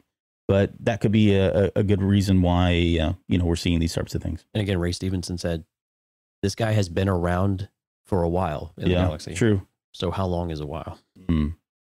It also goes with that King Arthur comparison, where if he's still wearing this very like traditional, like antiquated looking armor, that goes with this feel of like, this is a very long standing role that he has had, maybe. Yeah. And let me just tell you, if he says there can be only one, I'm going to be so happy. I'm going to be happy because now we're talking Highlander and you're speaking my love language at that point. So I was trying to pick up on his fighting style. It's a very unique, aggressive fighting style. Like, I don't remember Jedi starting this way. Yeah, not quite enough to go on here. Yeah, I mean, it's just a particular swing here. I did like Ahsoka's foot in the back. Like, your first response was, what is she doing? Well, and that was, because here's I know it was the first time looking at it. First time looking at it, but then you think about it, it's like she's actually doing the moves that she does in the animation. Right. Like, she was very like foot out, she does that little thing, that pirouette kind of tacks and stuff. She's very dancer-like as she fights. Yes. Yeah, that's a good way of putting it, right? Very choreographed in terms of how she's fighting. So good that they've kind of kept that going here. You get another shot here. Again, the lines look a little bit different. Now we've got some white. Yeah, now they're like yellowish looking. That part threw me off. And if you look at the top, like, as you get towards the top of the screen, that also appears to be less of that whitish blue. And you get into more of these warmer tones. So is there something going on while they're fighting? Again, that maybe Ahsoka is there to stop, or whatever, maybe he's there to stop her, or whatever it might be. But I have a feeling she's there to stop him, because that's usually how these things go. Yeah. We talked about this scene a little while ago, but this definitely looks like Ahsoka's ship going into spinning, because that's a new trick. And I hear it works. It looks, at least the way they cut this, it looks like Shin's attacking her, right? You can see a Shin here. Oh, yeah. I think this is definitely, we don't see Shin's ship, though. That's a tongue twister. Yeah. We don't see her actual ship, though, but I love her headset. Look at her headset. It's very golden and very... High Republic? Very spidery almost looking. Sorry, Laura, what would you say? Oh, I was just going to say, it made me think of the one in the prequels with like the metal with like the two bands going across. Right. Yeah, it does have that inspiration, doesn't it? I didn't catch that. What if they pull back and she's in a vector? That'd be pretty cool. That'd be crazy. That would be mind-blowing for me. And vectors, for anybody that's not aware, those are the primary fighters that they flew in during the High Republic era. Those would be some archaic things by this point. Yeah. Yeah. But even so, even look at the style of her tunic. Again, it's still very similar to what we have with Balin. Again, she's got some armor going on too. Same with the pauldrons and the armors on the arms. Yeah. And then just the design of the kind of the breast area of the tunic. Yeah. And I'm absolutely loving this design, by the way. It's so perfect. It's it pulls from Mandalorian type of mentality that we've got right now to help you kind of embed you in it, but also this very old world. I think Dale said Old English in the chat at one point, which I think is very spot on as well. Mm-hmm. Sky agrees with me. Reminds me of the Imperial Knights. Thank you, Sky. Light powered ships, lightsaber powered. Oh, true. Like, that's a unique characteristic of the vector, right? They put the hilt into that, and the kyber crystal is what powers the entire ship. Yeah, but a synthetic crystal can't do that. Well, there you go. It's one way to poke a hole in that theory, right? Or can they? Yeah, I don't know. Okay, so let's talk about this Darth Vader moment. on a smaller scale. He's only got 3 or 4, so let's not get carried away. But I mean, nonetheless, it looks freaking cool as heck. And you can see here, I mean, you can make an argument that this is very Sith-like. This looks very Luke Skywalker to me, like in Return of the Jedi and or at the, in his big appearance at the end of season 2 of The Mandalorian. Yeah, I mean, he's very calm and collected. He's on a mission. He's just doing what needs to be done. There's no real emotion going through any of this. It was very, actually, when I first saw it, I was like, this is Darth Malgus kind of vibe going, right? Right, yeah. This bulking, lumbering, dark, cloaked figure in front of you that is just this immovable object and unstoppable force, Yeah. But he's using a force choke. And so sticking with traditional Jedi Sith abilities, what's off limits, what's on, probably straight a little bit from the path if that's he would have to have straight if he was a Jedi at some point. But maybe he's more of the Luke Skywalker approach where it's like, hey, whatever works, right? It's about the mission, and how I get there, I have to break a few eggs.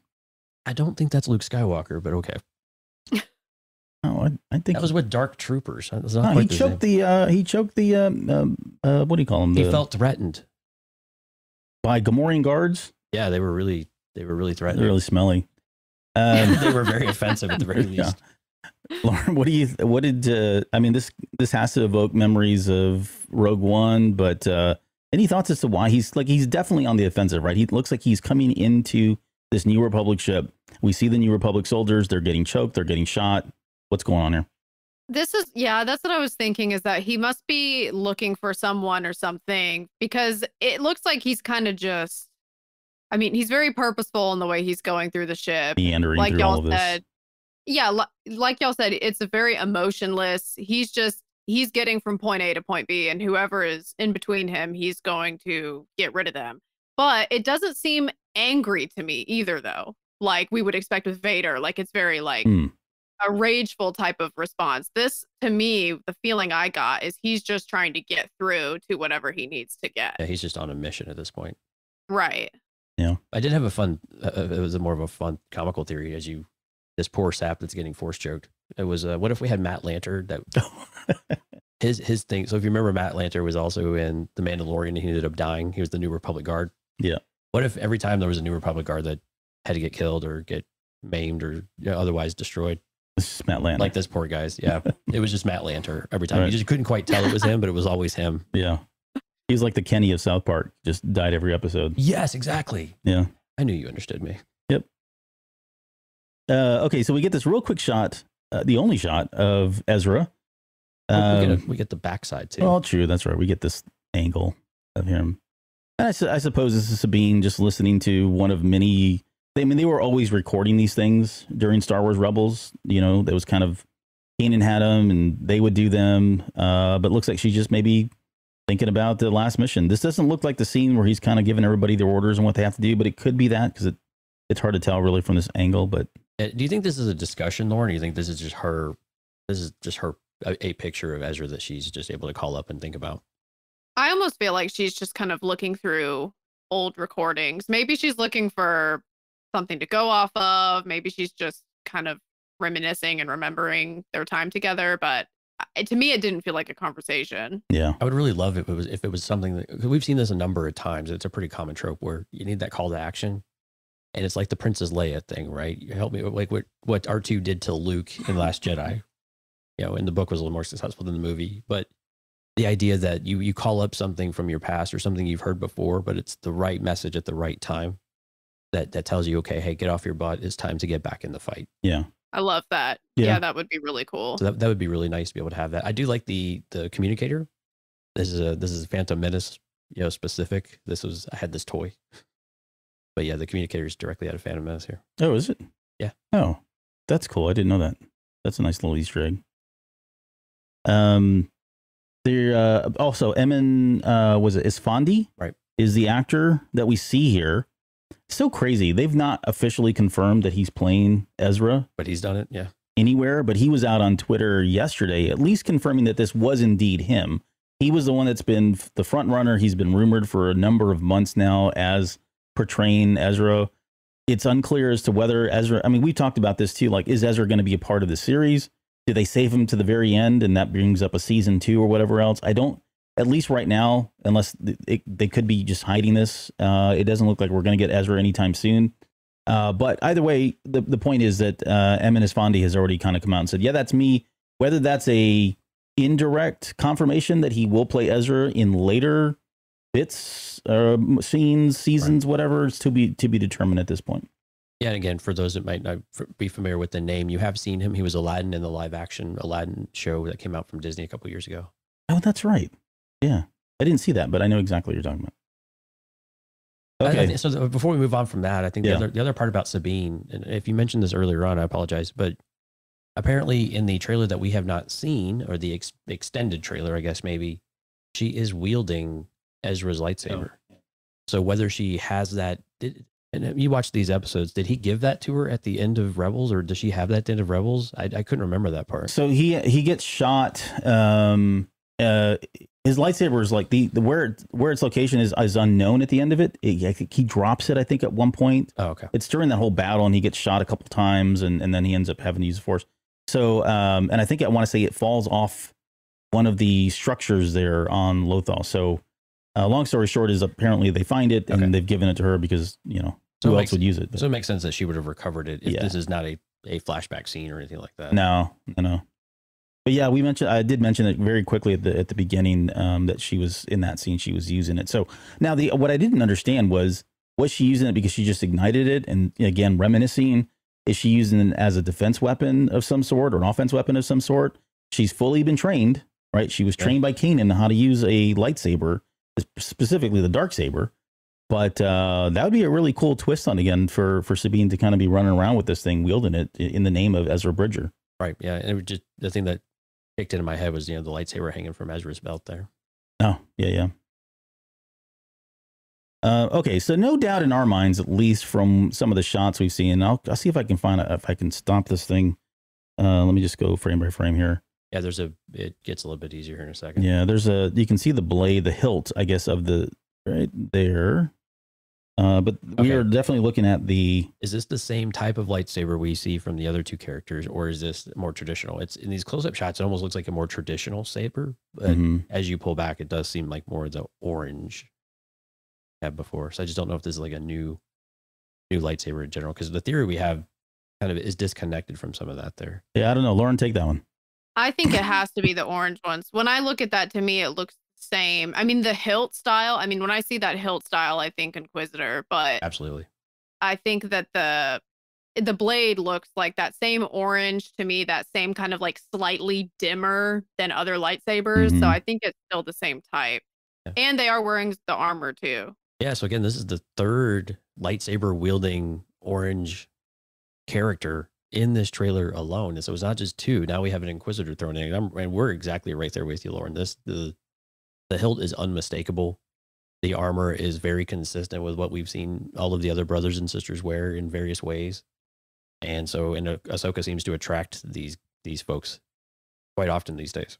Or she could be hunting them down too, right? I mean, well, I guess I'm not sure though, if it is an Inquisitor, why the orange blade? That's the part that when you're up close, it almost looks like it's more white, but then when it stills, it's not. It looks solid. Yeah. Yeah. So that's the part that was a little bit confusing, but no, exactly. I think that's the hole to poke in it, is that why would we have an Imperial Inquisitor, with that hilt, but it wouldn't be more of the traditional lightsaber that we've seen everywhere else in the content before this. Well, and I'd said earlier, if they are kind of, again, serving this higher purpose, they don't really hold allegiance to, traditional Sith accoutrements or whatever, right? Accoutrement. Then maybe at some point they came across a Sith Inquisitor who was trying to get into the World Between Worlds. They stopped them. Oh, look, we have another blade we can use for our purposes. This could be a completely different character, by the way, or it could be one of the characters we've already seen just wearing a helmet. It's really hard to tell. I would imagine this is Shin because it looks way too thin to be Baylan. Baylan looks like he's a big dude, right? Yeah. So, it'd be curious because she didn't have a double wielding lightsaber in the original shot. So, yeah, different lightsaber. I think it's a third person. It probably is. My theory. That would be the best theory. Yeah, I would think agree. She's getting chased from this facility. So in a later shot, you can actually see more of what this is. Actually, right here, I believe, as you're coming up on it, you can see in the back left. Mm-hmm. That looks like a Star Destroyer. Yeah, it does. It looks like, and these are definitely engines being assembled. There's engine parts all over the place. I think this might be a disassembly plant. That's the Oh, other that's a side good, of that too. that's because right. That's probably better. with these with these shipyards they had on Coruscant or wherever else, they were of course dismantling both the Imperial fleets as well as the whatever the fleet is, the Rebel Alliance. Rebel Alliance. There we go. Yeah. So could it be in one of these types of things? But why is Ahsoka here? Is the question, right? This is different than the temple like location we had before, and I believe this is where she's jumping out of the window. All these scenes seem to be connected in that way. This seems to be the same episode. Maybe this is the very first episode, and we're getting kind of this. Here's what she's been. Earlier, we talked about what has she been doing. Well, maybe she's still hot on the trail of remnants of the Sith Inquisitorial Orium. What the heck's it called? Intorius. Sure. Inquisitorius. Yes. She's hunting Sith Inquisitors, and this is the way they kind of open the whole series up by saying, "Oh, look at her. She's, hunting these down. This person never gets his face shown. She kills him, and get title credits or something, or the main title." Maybe it's an epic opening combat montage. I hope so. We need another montage. This is here's the extension of the Cankle episode. I'm sorry. This is the extension of the fight with these droids here, the Praetorian droids or whatever. It is like this all the time, people behind the camera and behind the scenes. They're just so chunky Cankles. This just doesn't stop. They're huge. Cankles are a sensitive subject for Albert. I'm sorry. I'm not shaming anybody. If you have Cankles, I love you. Glad I'm wearing pants, I guess. Yeah, you don't have shoes on them, which I thought was interesting. Or socks, for that matter, if we're just being completely honest. So I'm fully clothed. I don't know about you, but you're like extra dressed. You got a jacket and everything else on. Yeah. It's indoors, man. Dude couldn't even get socks on this morning. And then we get the pullback of that. You said, or mentioned, by the way, just kind of as a note, you said they were using a new tech on the Montrails, yeah? Yeah, not a lot of specifics around it, but yeah, it appears like they have changed I don't know if it's the material. They call it the technology behind what Ahsoka or what Rosario Dawson, thank you, Mike, is wearing as a headdress for the Montrails. So it reduces the amount of time from a 3+ hour event to get ready to something closer to like an hour and a half or 2 hours, which is really great for Ms. Dawson. There we go. It's a little easier to say that. So much easier to say, or for her to get dressed in that way. But also I'm curious about how this feels like it flows. Does it move a little bit more? We don't really get a lot of great scenes here to be able to identify some of that, but it does seem a little bit more natural. The creases aren't as deep. I think they don't look as rubbery or latexy in some ways. I think they're still there, and I think they're important to be there because she is older, and so aging is just a thing, right? So yeah. I think they're longer too, right? Or is that just that angle that they looked longer? I think she's standing a little bit kind of at an angle, so one of them does appear a bit longer. But I think they're longer than in general from what we've seen in some of the other content. Is that trying to go back to this to see? They could be a little longer. I don't know. We'd have to see side by side, but I think they're probably going to be pretty close, though. You know what? I mean, I think if they were longer, I think it's a good thing because I used to feel like they were too short. Yeah, I would agree. Whatever they did, it looks good. It looks better. I would agree. Yeah. I forgot to mention, like, if you look at the innocent bystanders, look at them. They're just like, you see them back there? Oh, they're fixed. They're not moving. and there's one up on the catwalk too, the one that pulls back a little bit, and literally it does not move the entire time. But I'm saying, like, they're just watching, like they're on their lunch break, going, "Yeah, this is different." Right. Frozen in shock. Which is what I would do, honestly, if two people suddenly just busted out lightsabers and going at each other. Yeah, like, why not enjoy the show? I'd be putting money down on which one we thought was going to win. Like, they're right there, they're like, motionless. Yep. Just another day another day on the job for them. So going back to this shot, not this one, but here. Come on. Enhance. Okay. So here's Ahsoka again, looks like that same facility, right? Jumping through the window because that's super dramatic. Well, being chased. Is she being chased? Because this person's running away from her. Look, is it? Like, they're coming into the frame though. No, they're running away. Watch. But they're coming into the frame, but look, they're leaving. She's going out. Oh, so they were sitting at the console, probably coming back. Yeah, that's at first I was with you. I thought it was somebody chasing her and it was black. And I thought, oh, okay, maybe it's the Inquisitor. But I guess the inverse is true, right? This person was probably working going, holy crap, what is happening today here at work? Yeah, they were like, this job ain't right. And she's like, look at this cool move I learned from Mace Windu before he died. Before he died, yeah. I know not to jump more than 8,000 feet. Right. Yeah. Oh, no. Yeah, I'm not even going to touch that one. He didn't have a choice. Okay, so she jumps out the window like a maniac, and then I think this is where we get her landing, right? She comes crashing through on the next scene here. Right. Yeah. This all appear to be this like a hangar type of situation. Again, all of these scenes seem connected with this Inquisitor-like character that we had just a minute ago. Sorry, I'm going to use my mouse because that's a little annoying. But yeah, so she lands in typical Ahsoka fashion, right? On all fours. Hero landing. Yeah. And you can see more of the engines and all that stuff. You know, right. I do like the dismantling because that's consistent with Fallen Order and what we're seeing feels in like an old Mando. feels like an old airfield, right? Where just everything's in disrepair. It's just decommissioned, so they just use it for spare parts and for whatever else is going on. And then we get to the Doctor. The good doctor himself, David Tennant. David Tennant coming back as Huang. Dave Filoni, when asked who was going to play him, he actually responded it was the Doctor that's playing him, which is very cool. Interesting enough, all of David Tennant's lines were already recorded before they started filming. So that did they really? Yeah, so they could actually play David Tennant, or they could play Huang, so they could hear the voice as they acted. So they had that interaction. Oh, that's awesome. That's great to hear. I mean, he has a very short, subtle line about perhaps it's time to begin again. And I think a lot of people have taken that to mean a lot of different things, depending on what you want it to mean. Well, he's clearly on Lothal, so this seems to be very much associated with Sabine, right? Yeah. Although it's within the context of Ahsoka giving this dialogue as well, so it's a little double meaning there, but sure, definitely seems to be with Sabine in this case. I think he's talking to Sabine. That would be my guess. It would make sense, right? Again, this where she's trying to figure out what the next step should be. What is it that she should be doing? Yeah, which I think is the search for Ezra all over again. Okay, and then the final shot is just her doing her, Jedi pose with the two lightsabers, and cut to the title. I love that last shot. Like chills. Yeah, I mean, it's so iconic for her character. We've seen it both in the animation and we've seen it in live action, and it's almost kind of like her little signature move.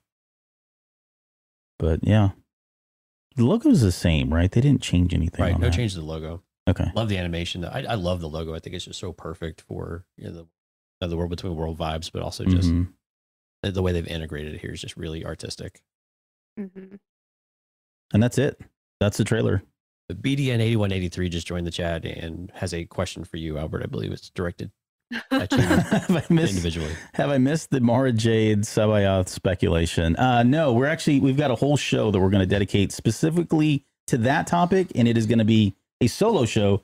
Jonesy won't be joining me for that one, neither will Lauren. So I plan to do that by myself. Yeah.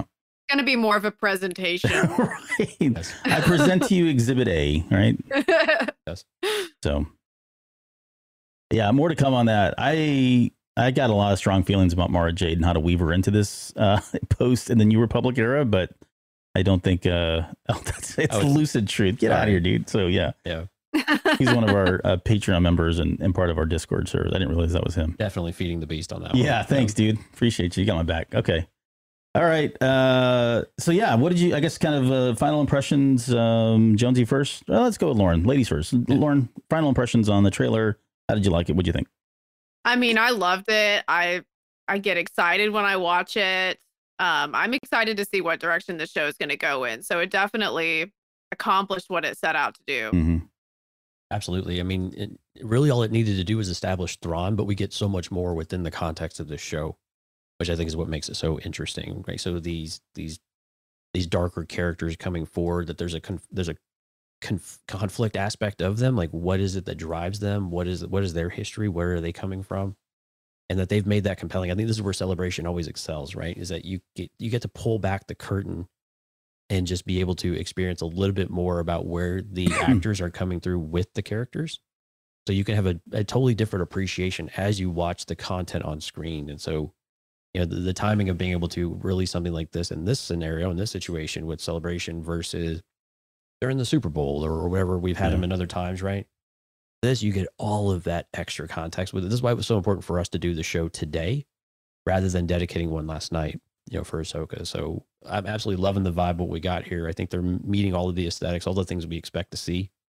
Loving the integration with things like Andor, Mandalorian. I mean, we really are feeling like this is a Rebels, of course. We're feeling like this is all very connected, and that it's actually really cool to feel like Star Wars in general does feel like everybody has a touch point somewhere, and that it is more than just a series of discombobulated and unrelated stories at times. Not that that's not fantastic, but I love that does, even if it's just a very small, narrow thread, that we still get that. I think it's really important for us to feel that, especially in this era of Star Wars that we're in with these characters in particular. Yeah.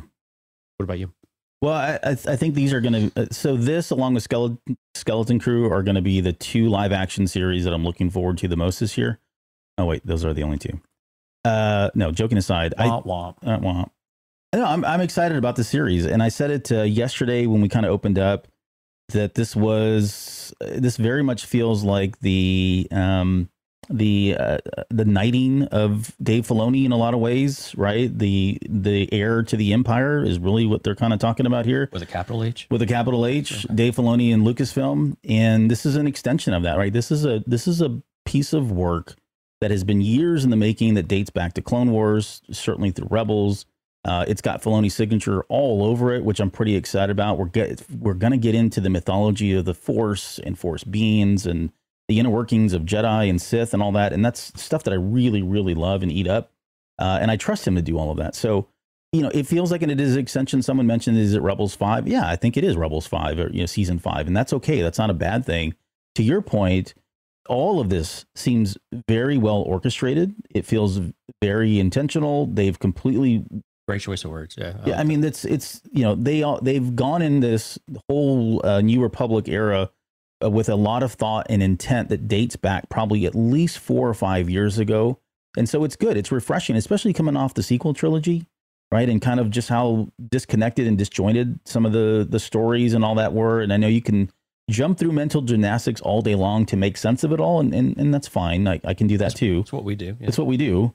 But yeah, I mean, to really kind of have a very thoughtful approach to Star Wars storytelling, and knowing that the person in their driver's seat is somebody like Dave Filoni, who is kind of that touchstone and that integral part of that storytelling, is refreshing. I feel like whether you love it or you hate it, you can't deny and you can't argue that this was thought out. And I think more than anything, for us as viewers, as people, as fans of Star Wars, we want to have thoughtful approaches to the storytelling. We want it to mean something. And I think we're going to get that in droves and spades with the Ahsoka series. So yeah, that's how I feel. I support the way you feel. Okay. Second that. Thank you. I appreciate that. This is good stuff. I mean, we're off to a really solid start for day 2, I think, as well. A lot of news that is coming later this evening. Like Yep. we were trying to keep up. We were trying to get ready for this show. We're finished preparing for the show. And then we were trying to keep up with all of the things going on for High Republic and everything else. It was like, oh my gosh, like this is a lot. Yeah, it is a lot. We were trying to do this at Celebration. It was really, really tough. Yeah. And this is still challenging. Like it's like, okay, we thought we were going to try to do some other things, but Yeah. now it's like, okay, well, we got to work. At least here you can get away without wearing socks. At Celebration, you can't get away with it. Like, people would notice you with no socks. They would notice me without socks. So I would be like, one way out. oh yeah, you can just do that. Cosplay is that. That's a good idea. Yeah. That sounds unsanitary. Lino Koi, or Akino Loy, that's the other character that you can do. Snow Kino? No Kino. About that. He's another one. Hey, before we get out of here, just a reminder, we've got another show coming later this evening, 7 p.m. It's going to be a recap of day 2. We'll get into some of the Star Wars publishing stuff that was announced. Holy bananas. Some pretty exciting stuff there on the High Republic front. I haven't even had a chance to dive into all of it. And yeah, we'll get into that as well as all the other things. We'll get into some of the Star Wars Celebration interviews that were done that we didn't really discuss here as well. But yeah, where can people find us and subscribe and all that? Yeah, cantinacast.com/YouTube. You will find everything you need to know for the live streams for this weekend. 2 down now, 4 more to go. If you can believe that, we are not even halfway through. And of course, we got 2.5 more days of content left. So again, lots of great stuff coming your way. A lot of great things over on the website too, cantinacast.com. You can find all of Lauren's Jedi Novel Archive. Of course, we talked a little bit about that yesterday. A lot of High Republic stuff coming out. Basically a book every week from her, both spoiler and non-spoilery. And so, yeah, so lots of great things going on right now. And Lauren, you're joining us tonight too, right? Yes. Yep. I'll be here. Excellent. Have you had a chance to look into High Republic stuff quite yet? Yeah. So I've been seeing some of the updates coming out of it, and it looks very exciting. So I'm looking forward to talking about it. Is it overwhelming, or is it like, no, just give me more. Just give me more. It's overwhelming. I'll be honest. Yeah, it's a lot. It's a lot, but in a good way. Yep. I think I can handle it. All right, you're doing show notes tonight. Great. Yeah, That's what I heard. we'll talk about it after the show. You were totally set up Okay, live maybe on not air. that much. Maybe I can't handle it that much. Yeah, no, looking forward to it. That's the real big one today, of course, but lots of other great content coming your way this evening. So we hope to see you at 7:00 tonight, cantinacast.com/YouTube. Also, we have a Q&A show. We're anticipating a lot of questions here, especially after these first couple of days. So cantinacast.com. Mara Jade and Sabayoth speculation. Well, those seem directed at you. Okay, well, I'm on the show, so we'll talk about That's why you have to have a presentation episode about that. Yeah, I like it. PowerPoint. Death by PowerPoint. I like it when Lawrence has things like video presentation. It's Yes. very formal. Yeah, very formal. Albert's going to give a video presentation. It's not a cinematic cutscene in a video game. It's like, no, it's a video presentation. It's very formal. Very formal. I love it. Absolutely love it. But your questions, we will try to have answers. So if you want to head over to the website, cantinacast.com/question, get your questions into us. We'll log all of those into the system. We will put all those together here over the next few weeks, and we will get a show together and be able to answer all of those. If you want to make sure that you get your question on the air and answered, please do check out our Patreon, cantinacast.com/Patreon. You can go out there and find the tiers of where this applies to. Patreon members are guaranteed to have their answers or their questions read on air. And at least Albert will answer it if it's about Mara Jade or Sabayoth. Yeah, that jumps to the top immediately. I'm not, that tracks. Yeah. Yep. So anyway, so go out there, check out the Patreon if you would like to support the show in general, or if you want to make sure that your question does get on air.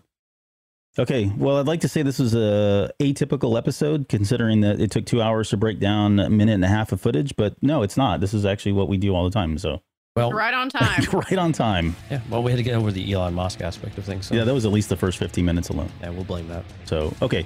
Enough of this. We'll see you guys here in just a few hours to talk about all the other day 2 of celebration stuff.